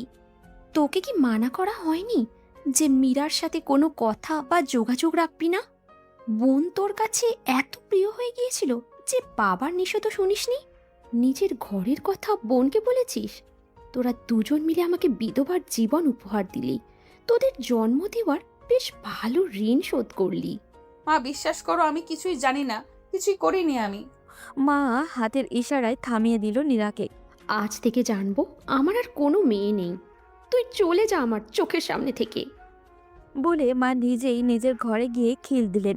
নীরা অসহায় চোখে একবার মীরাকে আর একবার নিহালকে দেখল। রাতুল উঠে গেল নিজের রুমে। নিহাল দীর্ঘশ্বাস ফেলে মীরাকে বলল, মীরা আপা, খুব খারাপ একটা কাজ করেছো তুমি। বড় আব্বু ঢাকায় ফ্ল্যাট কিনেছে ঠিকই, কিন্তু সেটা কারো নামে নয়, সবার উদ্দেশ্যে ফ্ল্যাট কিনেছে যাতে পরিবারের সবাই সেখানে গিয়ে থাকতে পারে। যদিও এত সব কৈফিয়ত তোমাকে দেওয়াটা আমার জন্য ঠিক না, তবুও বললাম। আর তুমি তো জানোই এই বাড়ির সম্পদ মেয়েদের দেওয়ার নিয়ম নেই, আর তোমার জন্য তো এই বাড়ি হারাম। তবু তুমি কোন সাহসে এই বাড়িতে এলে সেটাই বুঝতে পারছি না। প্লিজ আর কোনো ঝামেলা না করে ফিরে যাও। আমি চাই না এই বাড়িতে তুমি আর কোনো ঝামেলা করো। ব্যাপারটা বাবা চাচা অবধি গেলে তোমার জন্য ভালো হবে না। ভয় দেখাবি না নিহাল, আমি কিছুতেই নিজের হক না নিয়ে ফিরবো না। হক? কিসের হক? তুমি কে এই বাড়ির? যেদিন বাড়ি ছেড়েছিলে সেদিন মনে ছিল না এসব কথা? ভালোই ভালোই বলছি, চলে যাও, তা না হলে কিন্তু। নিহাল কথা শেষ করার আগেই নীরা মুখ খোলে। বলছিলাম কি, কিছু না হয় দিয়ে যদি। চুপ করো বেয়াদব মেয়ে, একটা কথাও বলবি না তুই। তোর কারণে, শুধু তোর বোকামির কারণে বড় আব্বু আজ আমাদের মাঝে নেই, সেটা কি বুঝতে পারছিস তুই? আর একটা কথাও না, বেশি সম্মান দিয়ে তোকে মাথায় তুলেছি রেখছি। নিহালের হুঙ্কার শুনে কেঁপে উঠল নীরা। জীবনে প্রথমবারের মতো বকা শুনে কেঁদে দিল সে। দৌড়ে নিজের রুমে গিয়ে বিছানায় ঝাঁপিয়ে পড়ল। সামনে হেঁচকি তুলে কেঁদে যাচ্ছে। তার কি দোষ? সে তো কেবল অনেকদিন পর বোনকে দেখে আবেগে তাড়িত হয়ে গল্প করছে। বোনটা যে তার সেসব গল্প শুনে এইরকম করবে তা কি সে জানতো? সারাদিন খাওয়া দাওয়া হয়নি নীরার, কেউ তাকে খেতেও ডাকেনি। খিদেই পেট চো চো করছে। নীরারও অভিমান করে রুম থেকে বের হয়নি। যথেষ্ট হয়েছে রাগ দেখানো, এবার উঠে খেয়ে নে। নীরা ঘাড় ঘুরিয়ে দেখলো নিহাল খাবার এনেছে। নিহালকে দেখেই নীরার অভিমান যেন ফুলে ফেপে উঠল। খাবো না। সত্যি খাবি না? আমি কিন্তু সব খাবার নিয়ে যাব। যা না, একদম ভয় দেখাবি না। বেশ, তোরা বোন দুটো আসলে খুব স্বার্থপর। আমরা স্বার্থপর, আর তুই খুব ভালো। আমরা মেয়ে বলে আমাদের দোষ সহজেই চোখে পড়ে, তুই ছেলে বলে সব দোষ মাফ। আমি আবার কি করলাম? তোর কারণে মীরা আপু পালিয়ে গিয়েছিল, তা কি আর সবাই জানে? বাবার কাছে তো তুই ঠিকই ভালো মানুষ সেজেছিলি, উল্টো সব দোষ হলো মীরা আপার। নীরা, কি সব বলছিস? মাথা ঠিক আছে তোর? ঠিকই বলেছি। তুই বাবার কাছে মীরা আপার নামে মিথ্যা নালিশ দিসনি? বল। ব্যাস, যথেষ্ট হয়েছে। না জেনে এসব বলতে একটু গলা কাঁপছে না তোর? তোর বোন সম্পর্কে কতটুকু জানতিস তুই যে আমায় মিথ্যা অপবাদ দিচ্ছিস? আর আমি যদি মিথ্যাই বলতাম তবে বড় আব্বু আমায় কবেই ত্যায্য করতেন, এটুকুই বুঝিসনি? ছি, এত বড় মিথ্যে আমার নামে বললি তুই? নিহালের কথায় একটু দমে যায় নীরা। মিনমিন করে বলে, তুই না বললে তো বাবা জানতোই না। মীরা আপাকে না মারলে কি সে বাড়ি থেকে পালাতো? এই জন্যই বলে অল্প বিদ্যা ভয়ঙ্করী। তোর মীরা আপা এলাকার বখাটে রুহুলের সাথে প্রেম করত, পালিয়ে বিয়ে করে রুহুলকে নিয়ে এই বাড়িতে আসার প্ল্যান করছিল, আর সব জেনে আমি চুপচাপ থাকতাম, এটাই বলতে চাইছিস তুই? আমি চেয়েছিলাম মীরা আপাকে ওই বখাটের হাত থেকে বাঁচাতে, তাই বড় আব্বুকে কথাগুলো জানিয়েছিলাম। এটা কি আমার অন্যায় হয়েছে? যদিও মীরা আপা কোনো বাধাই মানেনি, বংশের মুখে চুনকালি মেখে ওই রুহুলকে বিয়ে করেছে। আর তুই কি করেছিস? সেই বোনকে বিশ্বাস করে মনের ঝাঁপি খুলে দিয়েছিস। মীরা আপার সাথে যে তোর দেখা হয়েছে তা তো আমাকে একবারও বলিসনি। বললে হয়তো তোকে সব বলতে পারতাম। বড় আব্বু হয়তো আমাদের মাঝে থাকতেন। কি করেছিস তুই? নিহাল একদমে কথা বলে যায়। এরা ভীষণ খারাপ লাগছে। ও তো ভেবেছিল নিহালই শয়তানি করেছে, যে কারণে মীরা পালিয়ে গিয়েছিল। মীরা আপা বড় আব্বুকে কতটা হার্ট করে কথা বলেছে কে জানে। এমনিতেই মীরা আপার কারণে হীনমন্যতায় ভুগত বড় আব্বু। বড় ভাই হওয়া সত্ত্বেও পরিবার সমাজের কাছে মাথা নিচু করে থাকতে হতো। তার উপর সেই মেয়ে যখন তার সামনে দাঁড়িয়ে আঙুল উঁচিয়ে তাকে অন্যায়কারী বলেছে, সেটা তার মনে কতটা আঘাত হেনেছে ভাবতে পারিস? কিভাবে ভাববি? তুই তো পারিস শুধু রাগ দেখাতে। বড় আব্বু তোকে জোর করে আমার সাথে বিয়ে দিল, সেজন্য তোর রাগ ছিল তার উপর। অথচ একটাবার ভেবে দেখলি না সে কেন এই কাজটা করলো? আমি আমি আমি তো আগে বুঝিনি। তুই না মেয়ে, মেয়েরা নাকি বাবাকে খুব বোঝে, অথচ তুই আজ বুঝলাম। বিয়ের এতগুলো দিন বাদেও তুই কেন আমার সাথে এমন ব্যবহার করিস। আমি পাগল, তোকে সবসময় আগলে রাখতে চেয়েছি, অথচ তোর তো আমার আগলে রাখার কোনো প্রয়োজনই নেই। যে মেয়ে নিজের বাবার ভালোবাসা বোঝেনি সে আমায় কি বুঝবে?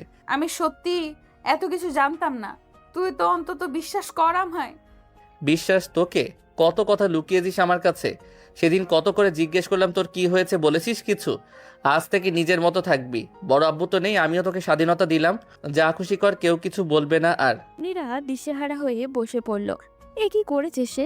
নিজের অজান্তেই এত বড় ক্ষতি করে ফেললো। নিজের বাবা নেই, মাও ভুল বুঝে দূরে সরে গেল, আর নিহালকে যে নিজের ভুলেই হারিয়ে ফেলেছে। এখন কি করলো নীরা? নীরার নতুন সেমিস্টার ক্লাস শুরু হয়েছে। এটাই লাস্ট সেমিস্টার, তাই নীরা ক্লাস ফাঁকি দিতে চায় না। এবার ঢাকায় আসার পর নীরার জীবনের রুটিন বেশ খানিকটা চেঞ্জ হয়েছে। আগে কর্তব্যের খাতিরে নিহালের কাজগুলো করত, কিন্তু আজকাল যত্নের সাথে করে।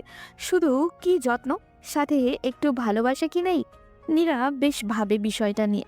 ভাবনার কারণ হলো নিহালের নিরাপত্তা। নীরা যত যাই করুক, নিহাল কোনো কিছুতেই আগের মতো উচ্ছ্বসিত প্রশংসা বা সাড়া দেয় না।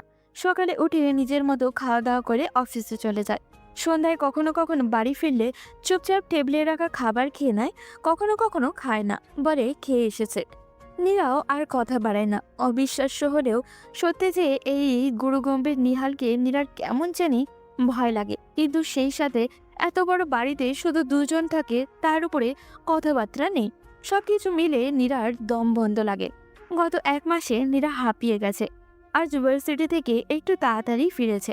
একটা ক্লাস হয়নি, তাই খুব ক্লান্ত লাগছিল, তাই কিছু না খেয়ে ঘুমিয়ে গেল। তার সেই ঘুম ভাঙল সন্ধ্যা 7টা নাগাদ। চোখ ডলতে ডলতে উঠে এসে দেখলো ডাইনিংয়ে বসে কফি খাচ্ছে নিহাল। ওকে দেখে একবার তাকালো। তুমি কখন এলে? আচমকাই নীরার মুখে তুমি শুনে চমকে উঠল নিহাল। নিজের অবাক ভাব লুকিয়ে কুঞ্চিত ভ্রু নিয়ে নীরাকে দেখলো আপাদমস্তক। নিহারের সে দৃষ্টি দেখে নীরা মিয়ে গেল। সে কি কিছু ভুল বলেছে? স্বামীকে তো মানুষ তুমি করেই বলে নাকি? বান্ধবী মল্লিকা তো সে কথাই বলল। তোর কি শরীর খারাপ? নিহালের গমগমে কণ্ঠ শুনে বুক কেঁপে উঠল নীরার। না না তো, কেন? হঠাৎ করে তুমি করে বলছিস যে, জ্বরটর হয়েছে নাকি? না, শরীর ঠিকই আছে। কি রান্না করব রাতে? নীরা এবার ইচ্ছে করেই সম্বোধন এড়িয়ে গেল। যা খুশি, আমার কোনো স্পেশাল রিকোয়ারমেন্ট নেই। আচ্ছা, তাহলে খিচুড়ি করি। নীরা উচ্ছ্বসিত হয়ে বকবক করে, আর নিহাল গোমরা মুখ করে রুমে চলে গেল। নীরার কথার জবাবে কেবল ছোট্ট করে বলল, তোর যেমন ইচ্ছে। এইটুকু রান্না করতেই নীরার 9:30 বেঁচে গেল। তারপর চট করে ফ্রেশ হয়ে এসে টেবিলে বসে খাবার বেড়ে নিহালকে ডাকলো। খিচুড়ির পাতে 2 চামচ ঘি ছড়িয়ে দিল। মনে মনে খুব করে আশা করে যাচ্ছে নিহাল খেয়ে ওর রান্নার প্রশংসা করবে। নীরা খাচ্ছে আর কিছুক্ষণ পর পর আড়চোকে নিহালকে দেখছে। নিহাল নিঃশব্দে খেয়ে যাচ্ছে। নীরা না পারতে জানতে চায়। নিহালের গরুর মাংস পছন্দ বলে আজ সারপ্রাইজ হিসাবে গরুর মাংস রান্না করেছে জীবনে প্রথমবার। তাও নিহাল চুপ। খিচুড়ি খেতে ভালো লাগছে? হুম আর গরুর মাংস কেমন হয়েছে? হুম নীরা এবার রেগে গেল। কি হুম হুম করছিস কখন থেকে? এত কষ্ট করে রান্না করলাম, একটু প্রশংসা করতে পারছিস না? কি হয়েছে তোর? সারাদিন একা একা থাকি, বাসায় এলে আমার সাথে একটু গল্প করা যায় না? বাহ, তুমি থেকে তুই স্বরূপে ফিরলি তবে। আর তোর সাথে কি কথা বলবো, তোর তো আমার কথা পছন্দ না, তাই তোকে বিরক্ত করি না। নিজের ব্যবহারে মনে মনে লজ্জিত হলো নীরা। এতদিন নিহাল ওর পিছে পিছে ঘুরেছে, তখন ও নিহালকে পাত্তাও দেয়নি, আর এখন অল্প কয়েকদিনের ভেতরে নীরা হাঁপিয়ে গেল। তাহলে নিহালের না জানি কত কষ্ট হয়েছে। তখনকার কথা আলাদা, এখন তো একটু কথা বলতে পারো। উফ, তোর এই তুমি করে বলাটা যেন কেমন লাগছে। দয়া করে তুই তুই বল, এসব আমি নিতে পারছি না। দেখা যাবে হার্ট ফেল করে পগার পার হয়ে গেছি। বালাই শার্ট, এত আজে বাজে বকিস কেন? আচ্ছা যা, তুমি করে বলা বন্ধ। তবুও আমার সাথে একটু কথা বলিস। গেলাম, ঘুম আসছে আমার, সকালে আবার অফিস আছে। নিহাল যেন শুনতে পায়নি এমনভাবে কথা বলল। নীরার জবাবের অপেক্ষা না করেই চলে গেল। এবার বড্ড অভিমান হলো নীরার, নিজেকে কেমন যেন বেকার মনে হলো। এদিকে মাও ঠিকঠাক মতো কথা বলে না ওর সাথে। এদিকে নিহালেরও একই অবস্থা, কোথায় যাবে সে? বাবা এইভাবে চলে গিয়ে একদম ঠিক করেনি। বাবা বেঁচে থাকলে নিশ্চয়ই বুঝতো ওকে, এভাবে অবহেলায় দূরে সরিয়ে দিত না। না হয় একটা ভুল করেই ফেলেছে ও, তাতে বলে এইভাবে সাজা দেবে সবাই মিলে ওকে? আর মীরা, সে কিভাবে পারলো এত কিছু করতে? তার কি একটুকু বুক কাঁপলো না? দেখা হলে ঠিক ঠিক এবার জবাব চাইবে নীরা। আজ আর বাসা যেতে ইচ্ছা করছে না নীরা। ক্লাস শেষে মল্লিকাকে সাথে নিয়ে একটা রেস্টুরেন্টে ঢুকে হালকা খেয়ে নিল। শপিংয়ে যাবি? তুই আর শপিং? তোর কি শরীর খারাপ নাকি নীরা? মল্লিকা অবাক হয়, যে মেয়েকে ঠেলে ঠেলে শপিংয়ে নেওয়া যায় না, সে আজ নিজ থেকে শপিংয়ে যেতে চায়। না রে, শরীর ঠিকই আছে, আসলে বাসায় যেতে ইচ্ছে করছে না, এত তাড়াতাড়ি গিয়েই বা কি করব। ওহো, তাহলে এই ব্যাপার। ভাইয়ের সাথে সব ঠিকঠাক হলো তোর? কোথায় আর হলো? আগে আমার সাথে সারাক্ষণ লেগে থাকতো, আর এখন আমার দিকে ফিরে তাকানোর সময় হয় না।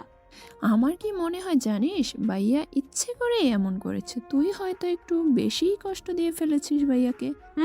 তা তো দিয়েছি। মনে মনে বলল নীরা। মল্লিকা কিছু বলতে যাবে তার আগেই ওর ফোন বাজলো। কথা বলেই তড়িঘড়ি করে উঠল।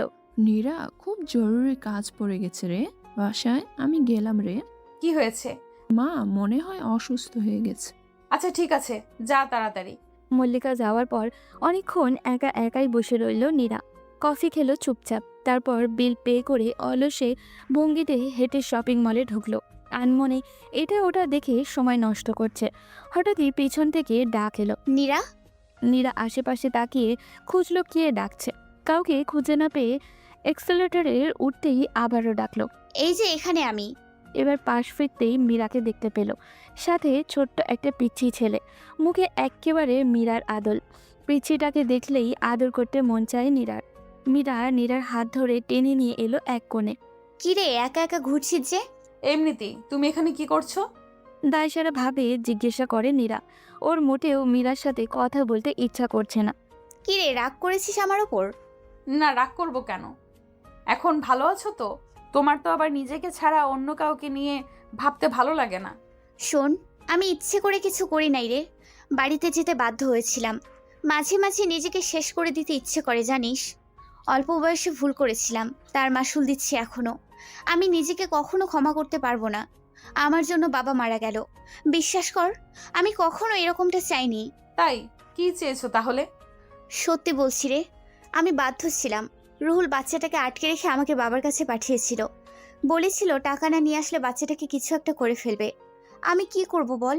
বাধ্য হয়ে আমাকে বাড়ি যেতে হয়েছিল। যে বাসা থেকে নিজ ইচ্ছে বেরিয়ে এসেছিলাম, সেখানে আবার ফেরত যাওয়া কতটা লজ্জার। তোকে কিভাবে বোঝাই বলতো? নীরা কিছু বলবে না, আসলে কি বলবে বুঝতেও পারছে না। শোন, আমি রুহুলকে ছেড়ে দিয়েছি। এখন একাই আছে আমার এই পুতুলটাকে নিয়ে। নিহালি সব ব্যবস্থা করে দিয়েছে, একটা চাকরিও ম্যানেজ করে দিয়েছে। ভালোই আছি এখন। শোন নীরা, তুই খুব লাকি যে নিহালের মতো লাইফ পার্টনার পেয়েছিস। ও তোকে অনেক সুখে রাখবে দেখিস। নীরার কানে যেন আর কিছুই ঢুকলো না। তার কানে মীরার বলা কথাগুলোই বেজে যাচ্ছে অনবরত। মাথায় কেবল একটাই নাম ঘুরছে, নিহাল। আচ্ছা, নিহাল কি কখনো তাকে ভালোবেসেছিল? ওদিকে বাসায় ফিরে পুরো বাড়ি খুঁজেও যখন নীরাকে পেল না, তখন নিহালের বড্ড ভয় হলো। নীরার আবার কিছু হলো না তো? আজ সারাদিন একবারও কথা হয়নি নীরার সাথে। ভেবেছিল অফিস থেকে তাড়াতাড়ি ফিরবে, কিন্তু শেষ মুহূর্তে এসে জরুরি কাজে আটকে গেল, আর বাড়ি ফেরার কথা মাথা থেকে পুরো আউট হয়ে গেল। নিহাল বার কয়েক নীরাকে ডাকলো, কিন্তু কোনো সাড়া পেল না। নিহাল এবার ঘামতে লাগলো। কি করবে না করবে মাথা কাজ করছে না একদমই। ফোনটা হাতে নিয়ে ভাবছিল কাকে ফোন দেবে। পুরো মুহূর্তেই মনে হলো, আরে নীরাকেই তো ফোন করা হয়নি। ফোন বাজছে বেডরুমে। নিহাল দৌড়ে গেল, দেখলো বিছানায় ফোনটা অলস হয়ে পড়ে আছে। নিহাল মাথা চুলকে একবার ভাবলো, ফোন আছে তার মানে ফোনের মালিকও বাড়িতেই থাকার কথা। তবে সে আছে কোথায়? কি মনে হতেই নিহাল একবার বারান্দায় উকি দিল। যা ভেবেছিল তাই। নীরা দুই হাঁটুর মাঝে মাথা রেখে গুটিসুটি মেরে বসে আছে। নিহালের ভ্রু কুঁচকে গেল। এভাবে বসে আছে কেন মেয়েটা? বুকের ভেতরটা অজানা আশঙ্কায় কেঁপে উঠল। ইনিরা, কি হয়েছে তোর? এইভাবে অন্ধকারে বসে আছিস কেন? নিহালের গলা শুনে মীরা চমকে একবার ছট করে নিহালের দিকে তাকালো। তারপর উঠে এসে নিহালের বুকে ঝাঁপিয়ে পড়ল। নিহাল কিছুটা অবাক হয়ে দাঁড়িয়ে আছে। কে বলবে, কি করবে কিছু বুঝে উঠতে পারছে না। প্রিয় মানুষটা এত কাছে, নিহালের খুশি হওয়ার কথা। এই দিনটার জন্যই তো কবে থেকে ওয়েট করেছে সে, অথচ আজ কেন যেন খুশি হতে পারছে না। কিছুক্ষণের মধ্যেই বুঝলো ওর শার্টটা বুকের কাছে ভিজে যাচ্ছে, তার মানে নীরা কাঁদছে। নিহাল নীরাকে দুহাতে আগলে ধরতে গিয়েও বুঝলো মেয়েটা কান্নার কারণে কাঁপছে ক্রমাগত। নিহাল নীরার মাথায় হাত বুলিয়ে দেয়। নীরা, কি হয়েছে, কাঁদছিস কেন? তোরা সবাই ভালো, কেবল আমিই খারাপ। আমার ভুলের কারণেই বাবাকে হারালাম, তোকেও সারা জীবন ভুল বুঝে গেলাম। আমি অনেক খারাপ, অনেক। কে বলেছে তোকে? আমি বলেছি কিছু? আমি জানি, তোর বলতে হবে কেন? মা তো নিজের মুখেই বললো সেদিন, শুনিসনি? ওটা তো বড় মা রাগের মাথায় বলেছে, কিন্তু সবাই জানে তোর মন কতটা ভালো, সবার জন্য তুই কতটা ভাবিস। আমি সত্যিই খারাপ। তোর সাথে এতদিন খারাপ আচরণ করেছে, অথচ তুই কিছুই বলিসনি আমাকে। আলতো করে নীরার মুখটা তুলল নিহাল। চোখের পানি মুছে দিতে দিতে বলল, পাগলি, কেঁদে কেটে আমার শার্ট ভিজিয়ে দিয়েছিস। আর কত কাঁদবি? আর খামোখায় কাঁদছিসই বা কেন? কি হয়েছে?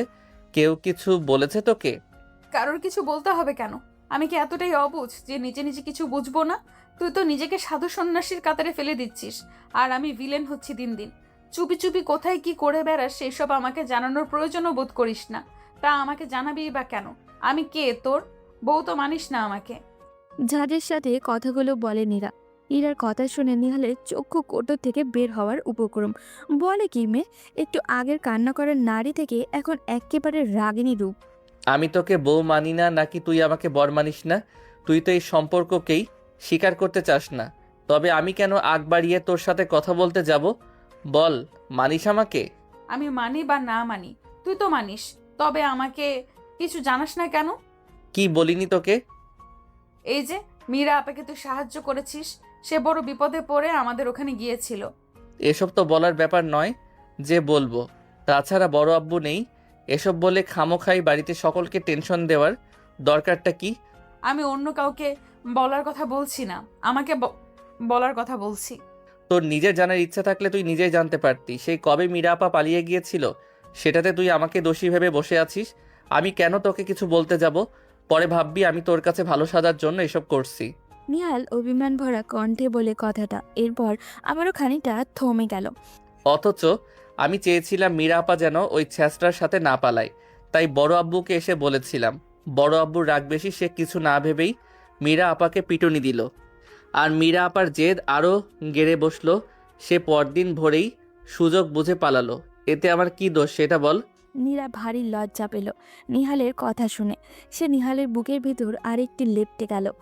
বাবার মীরা আপাকে এভাবে মারতে দেখে তোকে দোষী মনে হয়েছিল। তুই তো জানিস না, মীরা আপার যাওয়ার পর মা রাতে ঘুমাতো না।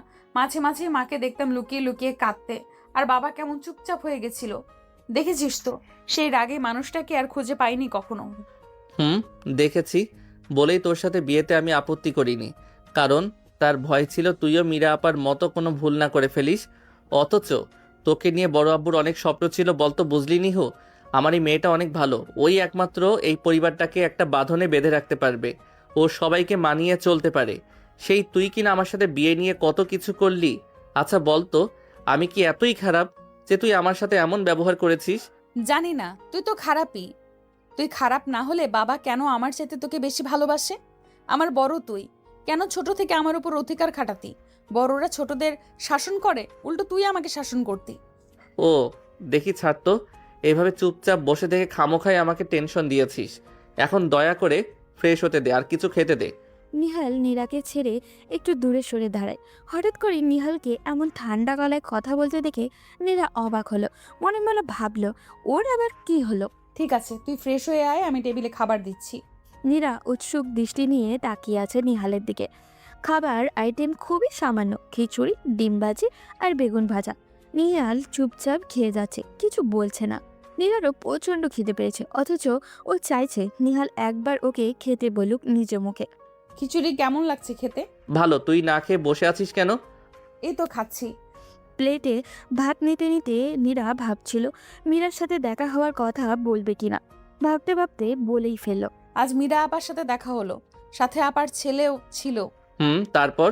তোর সাথে যে মীরা আপার যোগাযোগ আছে সেটা বলিসনি তো? যতটুকু যোগাযোগ রাখা প্রয়োজন ততটুকু রেখেছি। আমার ব্যক্তিগত কোনো বেনিফিটের জন্য তো যোগাযোগ রাখিনি, এটা আর আলাদা করে বলার কি আছে? বুঝলাম, তুই নাকি তার অনেক উপকার করেছিস। নিহাল এবার খাওয়া থামিয়ে নীরার দিকে তাকালো। মীরা আপার কথা শুনেই কি তোর মনে আমার জন্য প্রেম জেগেছে?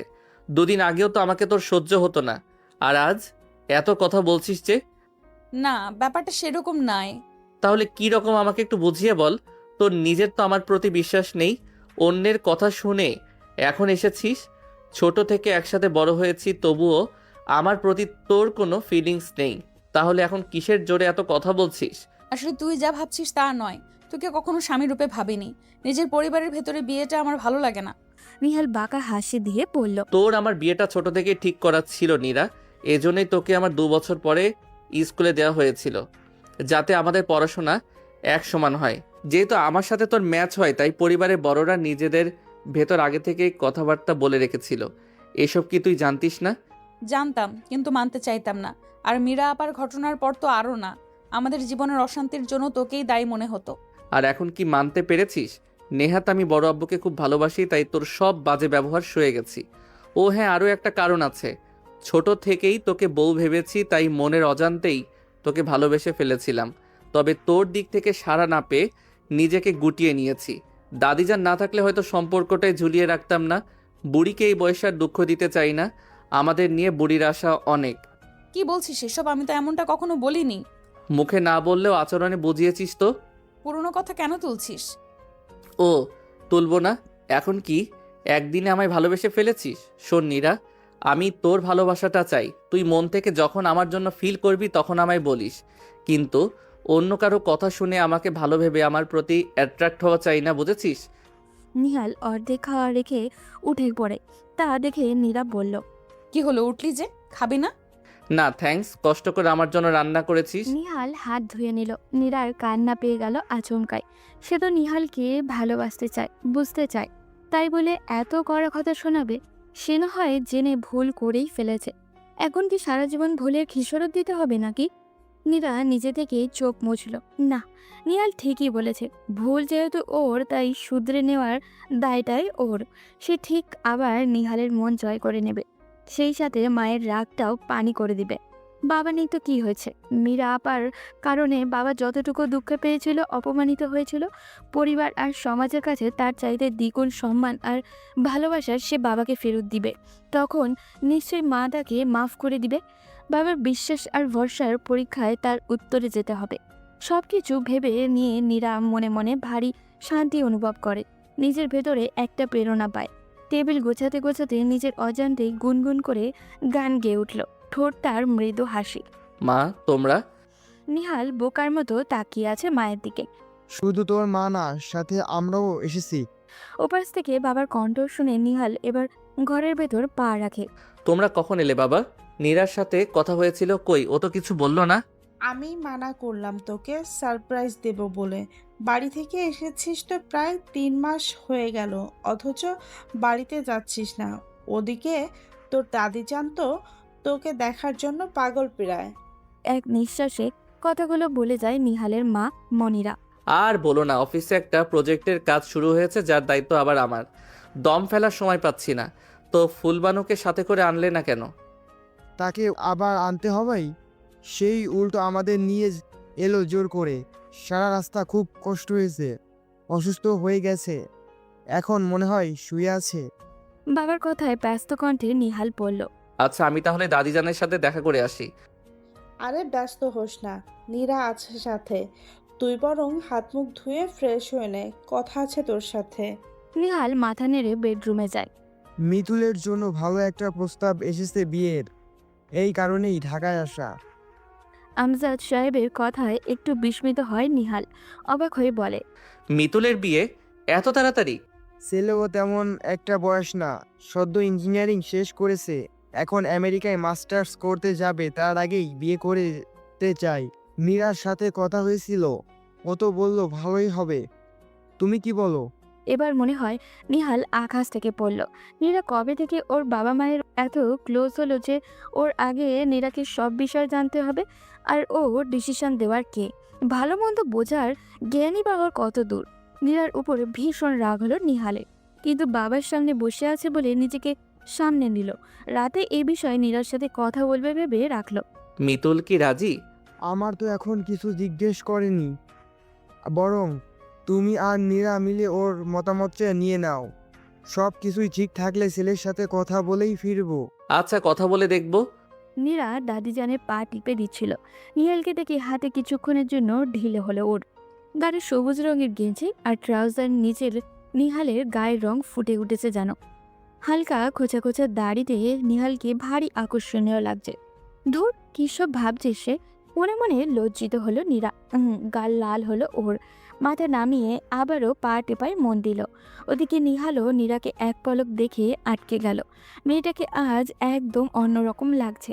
শাড়ি পরেছে আজ নীরা, গাঢ় বেগুনি রঙের শাড়ি।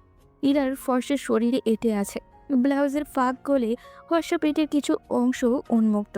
বোঝা যায় শাড়ি পরায় অনভ্যস্ততার ফল। তবুও নিহালের বেহায়া চোখগুলো সেদিকেই বারবারে চলে যাচ্ছে। বহু কষ্টে নিজেকে শাসন করে দাদিজানের পাশে এসে বসলো নিহাল। ও ফুলবানু, এত প্রেম আমার প্রতি যে না দেখে থাকতে পারলে না, শেষ পর্যন্ত ঢাকায় চলে এলে। নাতি কখন আসছিস? চশমা কানে জড়িয়ে উঠে বসতে চায় দাদি, তখন নিহাল বলে, উঠছো কেন? শুয়ে থাকো, তোমার না শরীর খারাপ? তোরে দেখবো আর আমার বুবুকে দেখবো, তোদের দুইটারে ভালো মতো দেখি না মেলা দিন। আয় দেখি আমার চোখের সামনে আয় দুটো। নীরা আর নিহাল দাদির সামনে এসে বসে, আর চোখে দুজনেই দুজনকে দেখে নেয় একবার। বেশ কিছু সময় পর দাদিজান বলে, এতদিন ধরে একা একা থেকেও তোদের মধ্যে কিছু হইল না। জোয়ান মানুষ তোরা, তাও শরীরে এত ঠান্ডা কেন তোদের? আমি আরো ভাবছি এইবার বুঝি সুখবর শুনবো, এই আশায় কষ্ট করে এত দূর আসলাম। এখন দেখি তোরা বিয়ের এতদিন বাদেও খালি তাকি তুকি করস। দাদির কথায় নীরা আর নিহাল দুজনেরই লজ্জায় মুখ লাল হয়, কান দিয়ে ধোঁয়া বের হয়ে যায়। নীরা পারলে এখনই পালিয়ে যায়, কিন্তু দাদি বুড়ি শক্ত করে ওর হাত ধরে আছে। নিহাল পরিস্থিতি সামাল দিতে মুখ খোলে। ও ফুলবানু, তোমার দেখি শখ আহ্লাদ এখনো 16 আনা। তাইলে চলো তোমার সাথে বাসর সাজাই। তোমার নাতনি তো একটা নিরামিষ, তার সাথে আর কি করবো কও? নিহালের কথা শুনে নীরা চোখ পাকিয়ে তাকায়। আর তুই কি, তুই আরো বড় নিরামিষ। এত সুন্দর নাতনি পেয়ে তুই কি করেছিস রে শয়তান? বউটার আদর করবি, তাও বলে দিতে হয় কেন? দাদিজান এসব কি বলো? আমি কিন্তু চলে গেলাম। নীরা উঠতে নিলেই ফুলবানু নীরার হাত চেপে ধরল। নিহাল দুষ্টু হাসি দিয়ে বলল, এই দেখো, তোমার কথা শুনে সে পালাই পালাই করতেছে, আর আমি যদি কাছে যাই তাহলে তো আমাকে তো খুনই করবে। ইস, এতই সহজ? মেয়ে মানুষ আদরের সোহাগে একটু লজ্জা পাইতেই পারে, তা বলে তুই চেষ্টা করবি না? পুরুষ হবে সাহসী, তো দাদা জানের মতো, বুঝলি? কথায় কথায় খালি দাদাজানকে টানা, আমরাও কম না। সুযোগ পাইলে দেখাই দিবনে, বুঝলা বুড়ি? আচ্ছা দেখি তো কেমন দেখাইতে পারোস। আমার চোখের সামনে আমার নাতনিকে চুমা দে দেখি, আমিও একটু দেখি তুই কেমন আদর পারোস। কি হচ্ছে এসব দাদিজান? তোমার একটুও লজ্জা নাই? ছাড়ো আমাকে। নীরা মুখে কথাগুলো বলল আর মনে মনে কি চলছে নিজেও জানে না। তার গাল এতই লাল হয়েছে যে মনে হচ্ছে এখনই তা ফেটে যাবে। তার নাকের ডগা ঘামে চিকচিক করছে। সে দাদির হাত থেকে নিজের হাত ছাড়িয়ে দৌড়ে বেরিয়ে গেল রুম ছেড়ে। এদিকে ফুলবানু হেসে গড়িয়ে পড়ছে। বুবু সত্যি শরম পাইছে। তুমি বুড়ি, আচ্ছা বদ, কি দরকার ছিল এত খারাপ কথা বলার? সব সময় জোর জবরদস্তি চলে না, বুঝলা? তোমার নাতনিকে আমি ভালোবাসি, ও যখন আমাকে ভালোবাসবে তখনই কাম সারা হবে, বুঝলা? শোন বোকা, ওরে আজ অন্যরকম লাগছে আমার কাছে, আগের মতো ঘেউ ঘেউ করলো না, মানে বুঝোস? ও তোরে মেনে নিতেছে। নিলে তো ভালোই। রাতে খাওয়া দাওয়া শেষে রুমে এসে শুয়েছিল নিহাল। মনে মনে খুব করে অপেক্ষা করছে নীরার জন্য। মেয়েটা দাদির ঘর থেকে আসার পর থেকে ওর চোখের আড়ালে থাকছে। খাবার টেবিলে নীরা খেতেই বসেনি ওদের সাথে, ও নাকি পরে খাবে। নিহাল ঘড়ি দেখলো, রাত বাজে 1টা, এখনো নীরা এলো না। নিহাল একবার দরজা খুলে উকি দিল, আবারও রুমে ফিরে এলো। পায়চারি করতে করতে এবার ভাবলো একটু খুঁজে আসবে নীরাকে। কোথায় গেল ভাবতে ভাবতে দরজা খুলতেই নীরার সাথে মুখোমুখি। তুই কোথায় ছিলি এতক্ষণ? সেই কখন থেকে অপেক্ষা করছি তোর জন্য। আমার জন্য? কেন? আমার সাথে কি দরকার তোর? নীরা একটু তোতলায়, ভেতর ভেতরে কাঁপুনি টের পায়। নিহাল কি দাদির কথা মনে করে এখন ওর জন্য ওয়েট করছে? ভয় করছে না কেন ওর? উফ, নিহালই তো, অন্য কেউ তো নয়। নিহাল একটু এগিয়ে এসে নীরার মুখের কাছে নিয়ে ফু দিল। তোর সাথেই তো আমার দরকার, শুনিস নাই ফুলবানো কি বলল? কি বলবো? নীরা পিছিয়ে যায়, সেই সাথে নিহাল আর একটু এগিয়ে আসে। নীরার নাকের ঘাম মুছিয়ে দেয়। এত ঘামছিস কেন? আমি কি তোকে খেয়ে ফেলবো? নীরা কিছু না বলে বড় বড় চোখ করে তাকিয়ে থাকে। ফুলবানুকে একটা খেলার সঙ্গী দিতে হবে তো নাকি? কিছুই বুঝিস না বুদ্ধ কোথাকার। আমি ঘুমাবো। নীরা নিহালের সামনে থেকে সরে আসতে গেলেই নিহাল নীরাকে ধরে ফেলে পেছন থেকে। আজ শাড়ি পরলি যে, কি দরকার ছিল আমার মাথা নষ্ট করার? সামলাতে তো পারিস না। এই যে পেট বেরিয়ে আছে, এটা দেখে তো আমার মাথা নষ্ট হয়ে গেছে। কি করব এখন? নীরা তাড়াতাড়ি পেট ঢাকতে চায়। নিহালকে বড্ড ভয় হয় ওর। কি থেকে কি করবে কে জানে। ভালোবাসিস আমাকে? নীরার হাত ঘেমে যায়, কি বলবে ও? নিজের মনের খবর নিজে কি ঠিকঠাক জানে নীরা? বিছানা থেকে চোখ পিটপিট করে তাকিয়ে নীরাকেই দেখছিল নিহাল। চুলগুলো হেয়ার ড্রায়ার চালিয়ে শুকিয়ে নিচ্ছে। হালকা গোলাপি শাড়িতে ভারী সুন্দর লাগছে নীরাকে। নিহাল অপলক তাকিয়ে নীরাকেই দেখছে। আচ্ছা আলোয় মনে হলো গুনগুন করে গান গাইছে নীরা। ঠোঁটে মৃদু হাসি ফুটে আছে। নীরার হাসি দেখে নিহালের ঠোঁটেও হাসি ফুটল। মাথায় খেলছে শয়তানি কিছু বুদ্ধি। বাঁকা হাসি দিয়ে নীরাকে জ্বালানোর প্ল্যান করলো। কি রে, চুল শুকাচ্ছিস যে বড়? এই সাত সকালে গোসল দিলি নাকি? নিহালের কথা শুনে নীরার গাল লাল হয়ে গেল। সে লজ্জায় কোনো কথা বলল না, নিহালের দিকে তাকালো। জানি এইসব নিহাল ওকে জ্বালানোর জন্যই বলছে। কি রে, কথা বলছিস না কেন? সাত সকালে গোসল দিলি কেন? ইস অসভ্য, ইচ্ছে করে আমায় লজ্জা দিচ্ছিস না? আমার ইচ্ছে হয়েছে দিয়েছি, তোর ইচ্ছে হলে তুইও গোসল দে, কেউ তোকে আটকে রাখেনি। চুলগুলো আছড়ে খোপা করতে করতে কথাগুলো বলে নীরা। যাচ্ছিস কোথায়? আয় না, আরেকটু গল্প করি। ঢং, জাহান্নামে যাচ্ছি, যাবি? বলেই দরজা খুলে বেরিয়ে গেল নীরা। নিহাল মনে মনে জবাব দেয়, আর রাতের কথা মনে করে কুটকুট করে হেসে খুন হয়ে যাচ্ছে। নীরার মুখ বন্ধ করার মোক্ষম অস্ত্র পাওয়া গেছে। এখন থেকে চাইলেই যখন খুশি তখন ওকে ঘায়েল করা যাবে ভেবেই খুশি লাগছে ভীষণ। এতদিনে ভালো অস্ত্র পাওয়া গেল ওকে জ্বালানোর। বুবু, আজকে তোকে অন্যরকম লাগছে কেন বলো তো? আমার নাতনি তো মনে হয় কাম সারছে। ফুলবানু হেসে নীরার খোপা খুলে দেয়, এরপর দুষ্টু হাসি দিয়ে বলে, চুল দিয়া আদর আদর গন্ধ পাই। নীরা টকটকে গাল নিয়ে দাদিকে ধমক দেয়। দাদি যান, সবসময় এসব কি? মুখে কিছু আটকায় না নাকি? ইস, বুবুর ঢং দেখো, মনে হয় ভাজা মাছটা উল্টে খেতে পারে না। তা আমাকে একটু বলো না বুবু, কি করলে? ফুলবানু বলতে বলতে খিল খিল করে হাসে। চুপচাপ খেতে চলো দাদি যান, আর যদি এইসব কথা বলো তবে আমি কিন্তু তোমার ঘরে আর আসবো না বলে দিলাম। আমি তো বলবোই, তোমাদের না জ্বালাইলে আমার ভালো লাগে না। ওইসব ভয় দেখায় কোনো লাভ নেই।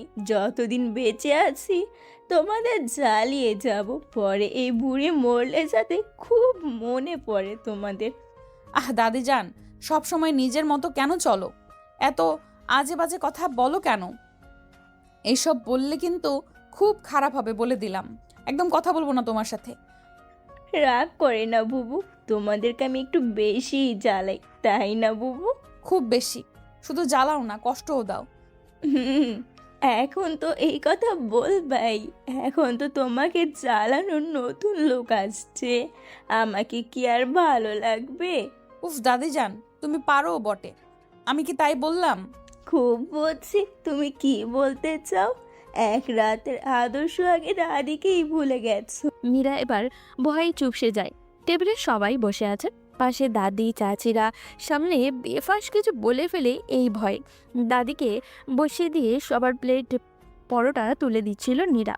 তখন নিহাল এলো। নীরা কিছুক্ষণের জন্য যেন স্ট্যাচু হয়ে গেছে। নিহালকে আজ অসম্ভব রকমের হ্যান্ডসাম লাগছে। চুলগুলো জেল দিয়ে পরিপাটি করে আঁচড়ানো, ফর্সা মুখে শেভ করা দাড়ির নীল আবরণে ভারী আকর্ষণীয় দেখাচ্ছে নিহালকে। নীরার দিকে চোখ পাকায় নিহাল। শেষমেশ নীরা নিজেকে সামলে নিল। কিছুই হয়নি এমন ভাব করে নিহালের প্লেটে পরোটা তুলে দিল। নিহাল পরোটা ছিঁড়ে এক টুকরো মুখে দিতে দিতে দাদির দিকে তাকালেন। কি ফুলবানু, শরীর কেমন এখন? ফুলবানির চোখ টিপে নিহাল একবার বাবা মায়ের দিকে তাকালো। তারা দেখলেন কি, লজ্জা পেয়ে মাথা নিচু করে খেয়ে যেতে লাগলো, আর কোনো কথা বলল না। তখনই আমজাদ সাহেব কথা বললেন। মিতুলের সাথে কথা বলছিলে কি বিষয় বাবা? বিয়ের ব্যাপারে?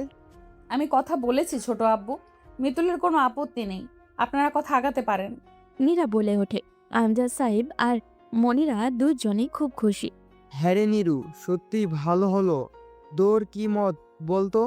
ভালোই হবে ছোট আব্বু, ছেলেও তো বেশি বয়স না, মিতুলের সাথে মানিয়ে যাবে। বেশ বলেছিস, তাহলে কথা আগাই, কি বলিস? হুম। নিহাল অবাক হয়ে দেখে একদিনেই নীরা বেশ গিন্নি হয়ে উঠেছে। নাকি আগে থেকে এত সংসারী ছিল নীরা, ওই দেখতে পায়নি হয়তো। কি সুন্দর সবার সাথে মিলে মিশে গেছে, কি বুদ্ধিমতের মতো কথা বলছে। নিহাল মুগ্ধ হয়ে গেল। মেয়েটা এতদিনে যেন একটু একটু করে ওর হয়ে উঠেছে। নীরার চোখে চোখ পড়তেই নীরা ইশারায় জিজ্ঞাসা করলো কি হয়েছে। নিহাল মাথা নেড়ে না করে। নীরা যেন কিছু একটা বুঝতে পারে নিহালের না বলা কথাগুলো। দুজনেই যেন দুজনার অব্যক্ত কথাগুলো বুঝে ফেলেছে। কারোরই মুখে বলার প্রয়োজন পড়ছে না। এত লোকের মধ্যে থেকেও দুজনের নীরবে একে অপরের সাথে মনে মনে কথা বলে চলেছে। কেউ না বুঝলেও ফুলবানু তার দুর্বল চোখ দিয়ে ঠিকই বুঝে গেলেন এই দুজনার গোপন খবর। চুলগুলো কি তার এমনিতেই পেকেছে? ফুলবানু দুজনের দিকে তাকিয়ে মুচকে মুচকে হাসছেন আর ওদের জন্য মনে মনে আশীর্বাদ করেন। বছর কয়েক পর অফিস থেকে ফিরেই কোনো কথা নেই, সোজা ছেলেকে নিয়ে খেলতে নামে নিহাল। ছেলে পেটে আসার পর দাদিজান অসুস্থ হলো। তার কারণে নীরা আর নিহাল ঢাকা থেকে শিফট হয়ে বগুড়া সেটেল হলো। ছেলের বয়স 5 বছর। পরিবারের সবার নয়নের মণি। নীরা ওর নামও রেখেছে মণি। ছেলেটাও মন এমন বাপ পাগল হয়েছে, নিহালকে দেখা মাত্রই কোলে নেওয়া পর্যন্ত কাঁদতেই থাকে। আজও তার ব্যতিক্রম হলো না। নীরা ভ্রুকুচকে কিছুক্ষণ বাপ ছেলের খেলা দেখল। কপালে চিন্তার ছোঁয়া। নিহাল কথাটা কিভাবে নেবে আল্লাহই জানে, তবুও বলতে তো হবেই। মৃত্যুর আগে দাদিজানকে কথা দিয়েছে যে এই পরিবারের সব ভালো মন্দ বিষয় ওরা আঁকলে রাখবে। পরিবারের সম্মানের ব্যাপারে কোনো আপোষ করবে না, দেখভাল করবে পরিবারের। যদিও এখন পরিবারের মাথা হিসেবে নিহালের বাবাই আছেন, তবুও কোথাও না কোথাও সব বিষয়ে নিহালের মতামত খুবই জরুরি। বিশেষ করে ভাই বোনগুলোর যে কোনো সমস্যা নিহাল আর নীরাকেই দেখতে হয়। এই তো মেজো চাচার মেয়ে আরিশার বিয়ে নিয়ে কি ঝামেলাটাই না পাকলো, তখন নিহাল আর নীরা মিলে কি সুন্দর করে সমস্যার সমাধান করে দিল। বলতে গেলে হাতে ধরে আরিশার জীবন বাঁচিয়েছে দুজন। তখন থেকে বড়রাও যে কোনো সমস্যায় ওদের তলব করে। কি রে, কিছু বলবি নাকি? সেই তখন থেকে দেখছি ভ্রু কুচকে কিছু একটা ভাবছিস। নিহালের কথায় ঘোর কাটে নীরার। আস্তে করে বলে, হ্যাঁ, জরুরি কথা আছে তোমার সাথে, তবে এখন না। তুমি গোসল টোসল করে ফ্রেশ হয়ে নাস্তা করো, তারপরে বলবো। আমি ততক্ষণে নাস্তা বানাই, মনির খাবারও রেডি করে আনি। সিরিয়াস কথা নাকি যে বলতে এত প্রিপারেশন লাগবে? মোটামুটি, তাই তোমার ব্রেন ঠান্ডা হওয়া জরুরি। কি ব্যাপার, মা বাবার শরীর ঠিক আছে তো বড় মা? নাকি রাতুল আবার কিছু করলো? মিতুলের কিছু হলো? আরে বাবা থামো তো, এত ব্রেনকে প্রেশার দিও না। বলবো তো বললাম। তাহলে কি আমাদের নতুন কোনো খবর আছে? উফ, এত অস্থির তুই। বাজে না বকে গোসলে যা, মনিকে মায়ের কাছে দিয়ে আসিস, আমি গেলাম। নীরা দৌড়ে বেরিয়ে গেল ঘর থেকে।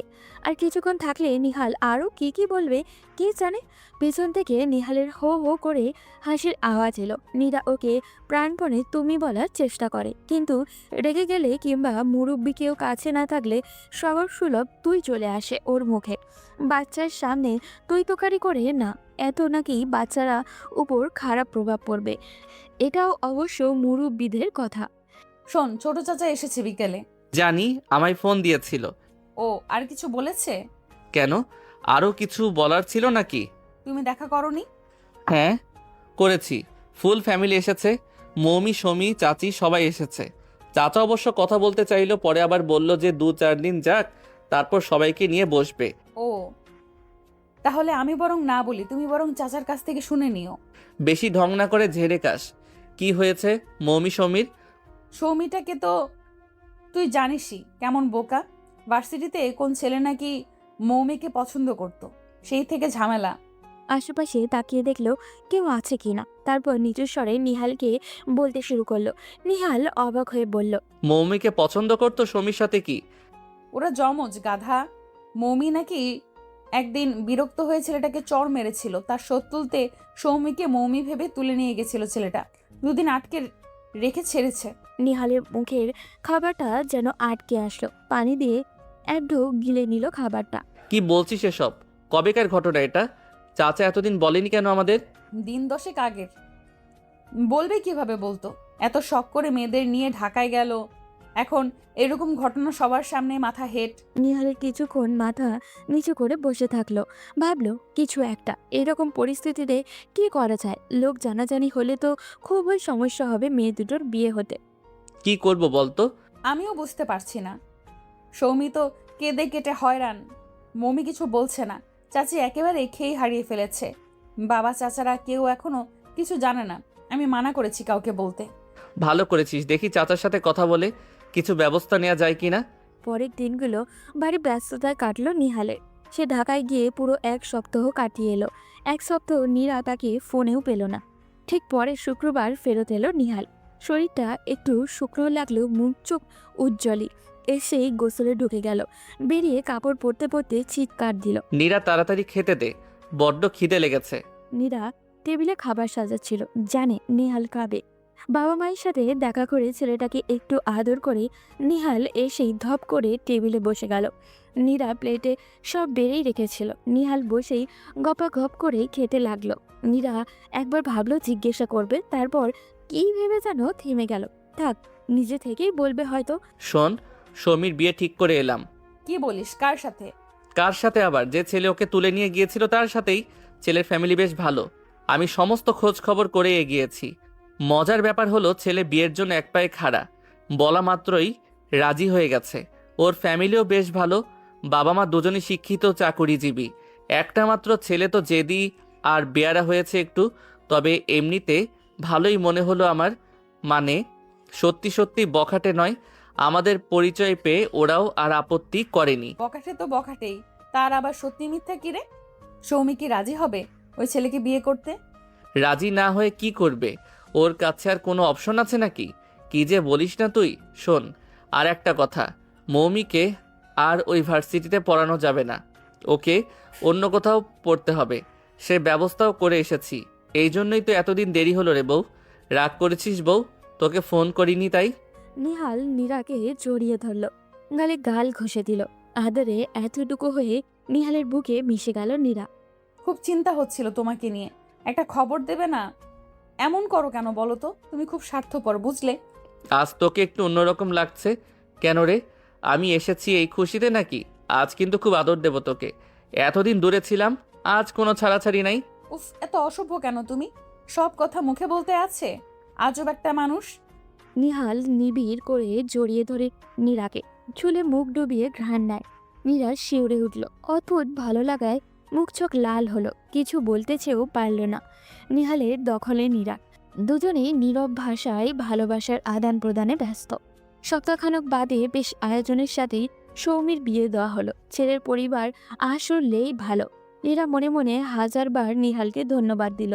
দূর থেকে নিহালকে দেখলো ভালোবাসা আর শ্রদ্ধার দৃষ্টিতে। দেখলো ছোট্ট চাচা আর চাচি নিহালের হাত ধরে কেঁদে যাচ্ছে। নীরা বেশ বুঝলো ছোট চাচা এতদিন কি প্রেশারের মধ্যে ছিল। পেছনে মৌমি এসে দাঁড়ালো।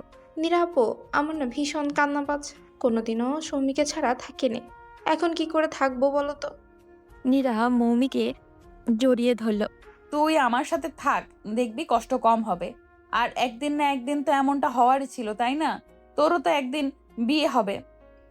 দুইজন তো আর চিরকাল একসাথে থাকতে পারবি না, বরং মেনে নে, তাতে কষ্ট কম হবে। কিন্তু আমার জন্য সৌমির জীবনটা নষ্ট হলো আপু। ও কত ব্রাইট স্টুডেন্ট, আর আমি তো ফাঁকিবাজ। আমি সত্যি এমনটা চাইনি নীরা আপু। নীরা মৌমিকে সান্ত্বনা দিয়ে বলল। ওর জীবন কেন নষ্ট হবে বোকা? ওর জন্যই তো তোর ভাইয়া ওর বিয়ে দিল। এখনো নির্দ্বিধায় পড়াশোনা করতে পারবে। তুই এক ফোঁটাও ভাবিস না এটা নিয়ে। যা হয়েছে সবার ভালোর জন্যই হয়েছে, এসব নিয়ে ভাবনা বন্ধ কর। দূরে থেকে নিহাল ইশারায় জিজ্ঞাসা করলো কি হয়েছে। নীরাকে আশ্বস্ত করে যে কিছুই হয়নি, সব কিছুই ঠিক আছে। ভালোই ভালোই সৌমির বিয়ের অনুষ্ঠানের কথা শেষ হলো। সারাদিনে দৌড়াদৌড়ি ব্যস্তই নীরার ভীষণ টায়ার্ড লাগছিল আজ। একেবারে গোসল করে নিয়ে একটু শুয়েছিল ঘর আধার করে। চোখ দুটো ঘুমে বুঝে আসছিল, তখনই পেছন থেকে কেউ জড়িয়ে ধরল। প্রথমে আটকে উঠল, পরে পরিচিত স্পর্শ টের পেয়ে নীরা আশ্বস্ত হলো। কি রে, এখন শুয়েছিস যে বড়? শরীর খারাপ লাগছে নাকি? ভীষণ টায়ার্ড লাগছে, আর মাথাটাও ধরে আছে। কি বলিস? আচ্ছা দাঁড়া, মাথা টিপে দিচ্ছি। নিহাল মোড়ায়েম হাতে নীরার মাথা টিপে দেয়। কিছুক্ষণ চুপচাপ থাকে নীরা। মনি কোথায়? বাচ্চাটাকে আজ সারাদিন কোলে নেইনি। মায়ের কাছে আছে, দেখলাম ঘুমাচ্ছে। ওকে নিয়ে আর ভাবিস না তো, মা ওকে বেশ সামলাতে পারে। তোর কি বেশি খারাপ লাগছে? কফি খাবি? খাওয়া যায়। আচ্ছা আমি বানিয়ে আনছি। আমারটা বেশি কড়া করিস না। Okay madam. বলেই নিহাল চলে গেল রান্নাঘরে। একটু পর ফিরে আসলো। এই যে আপনার কফি। নিহাল কফির মগ বাড়িয়ে দিল নীরার দিকে। চল একটু বারান্দায় যেয়ে বসি, অনেক দিন ধরে বসা হয় না। নিহাল অবাক হলো নীরার প্রস্তাবে। মনে মনে একটু খুশি হলো। ও আজও ইচ্ছা করছিল বারান্দায় বসতে। দুটো চেয়ার নিয়ে বসলো দুজন। সৌমির বিয়ে উপলক্ষে সাজানো হয়েছিল বাড়িটা। লাল নীল বাতি জ্বলছে এখনো। নীরা আচমকাই প্রশ্ন করে, আমাদের বিয়ের কত বছর হলো বলো তো? 9 বছর মেবি। বাহ, তোর তো ভালোই মনে আছে। ছেলেরা সচরাচর এসব মনে রাখতে পারে না। নীরার কথা শুনে নিহাল হাসে, খানিক ধম নিয়ে বলে, কত সাধনা করে তোর মনে জায়গা করতে হয়েছে। পাক্কা 9 মাস লেগেছিল তোকে আপন করতে। দিন তারিখ কিছুই বলিনি, সব মনে আছে আমার। তারপর মনির জন্ম, দাদিজানের মৃত্যু, তুইও কেমন পাক্কা গৃহিণী হয়ে উঠলি দিনকে দিন। নীরার বেশ ভালো লাগছে নিহালের কথাগুলো। এসব তো তারও মনে ছিল না। নিহাল ওর সাথে যতটা অকপটে নিজের অনুভূতি শেয়ার করে, ততটা নীরা পারে না। কেমন একটা জড়তা কাজ করে। কফিতে চুমুক দিতে দিতে নীরার বাবার কথা মনে পড়ে। নিহালের সাথে বিয়ে করে সুখী, এই ব্যাপারটা বাবা দেখে যেতে পারল না। ব্যাপারটা মাঝে মাঝে খুব পোড়ায় নীরাকে।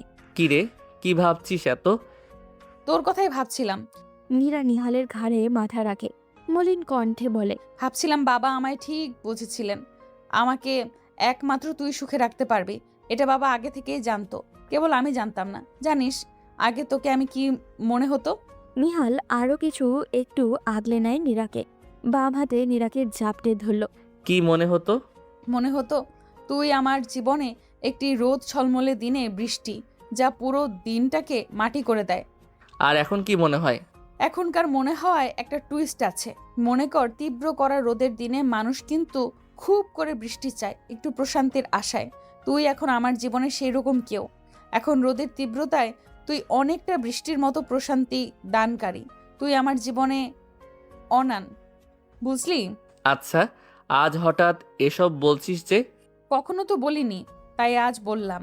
এই পরিবারটাকে তুই যেভাবে সব পরিস্থিতিতে সামলে নিচ্ছিস দক্ষ হাতে, সেটা দেখেই মনে হলো কথাগুলো বলি আজ। দাদা যেন তোকে বেশ চিনেছিলেন। পিচ্চি নিহাল আজ কত বড়, এখন আর পিচ্চি বলে তোকে খেপানো যায় না। শুধু তোরই চিনতে দেরি হয়েছিল। তা হয়েছিল, এটা আমি স্বীকার করছি। শোন, তোকে একটা নিউজ দেওয়ার আছে। বলে ফেল। নীরা নিহালকে কানে ফিসফিস করলো। কথাটা শুনেই নিহাল চিৎকার করতে চায়। নীরা ওর মুখ চেপে ধরে। নিহাল নীরার হাত সরিয়ে নিল। কি হলো, বাধা দিচ্ছিস কেন? সবাইকে জানাবো না? এখন না আমার লজ্জা করে, পরে বলিস। ওরে আমার লজ্জাবতী রে, এবার কিন্তু আমি একটা ছোট্ট নীরা চাই। আমার অনেক দিনের শখ, ছোট্ট একটা নীরা গুটি গুটি পায়ে হেঁটে বেড়াবে ঘরময়, কি মজা হবে, তাই না? নিহালের পাগলামি দেখে নীরা ভীষণ খুশি। প্রশান্ত মুখে নিহালের দিকে তাকিয়ে থাকলো। লাল নীল বাতির আলোয় নিহালের মুখ যেন চকচক করে খুশিতে। বড্ড সুখী সুখী লাগে নিজেকে নীরার। আচমকা নিহালের হাত দুটো জড়িয়ে ধরে নীরা। মুখোমুখি বসে চোখে চোখ রেখে বলে, শোন, তোকে ভীষণ রকম ভালোবাসি। যুগে যুগে তোকেই আমার জীবনসঙ্গী হিসেবে চাই, আমার বাচ্চাদের বাবা হিসেবে তোকেই চাই, তোর সাথে বুড়ো হতে চাই। নিহালের চোখ জ্বলে ভিজে ওঠে। এইরকম একটা কথা কত দিন ধরে শুনতে চেয়েছে সে। ভালোবাসি কথাটা অনেকবার বলেছে নীরা, কিন্তু আজ যেন সব অন্যরকম লাগছে। সবকিছু নতুন নতুন। নিহাল আজ আর কিছু বলে না, কেবল নীরাকে বুকের ভেতরে জড়িয়ে নেয়। নিহাল মনে মনে বলে, আমার হার্টবিটের শব্দে বুঝে নে তোকে আমি কতটা ভালোবাসি, কতটা চাই। বুঝে নে তোকে নিয়ে সহস্র মাইল পথ পাড়ি দিতে পারবো। পৃথিবীর আর কাউকে লাগবে না। আমি তোর জীবনে অনান হয়ে বেঁচে থাকতে চাই যুগে যুগে। মরতে চাই তোরই সাথে, সাথে না পারলেও যেন তোর আগে মরি। কারণ তোকে ছাড়া আমি কিছুই না, আমার বেঁচে থাকা অসম্পূর্ণ। একে অপরকে শক্ত করে জড়িয়ে ধরল। তাদের এই পথ চলা হোক সুন্দর প্রশান্তি। আজ এই পর্যন্তই।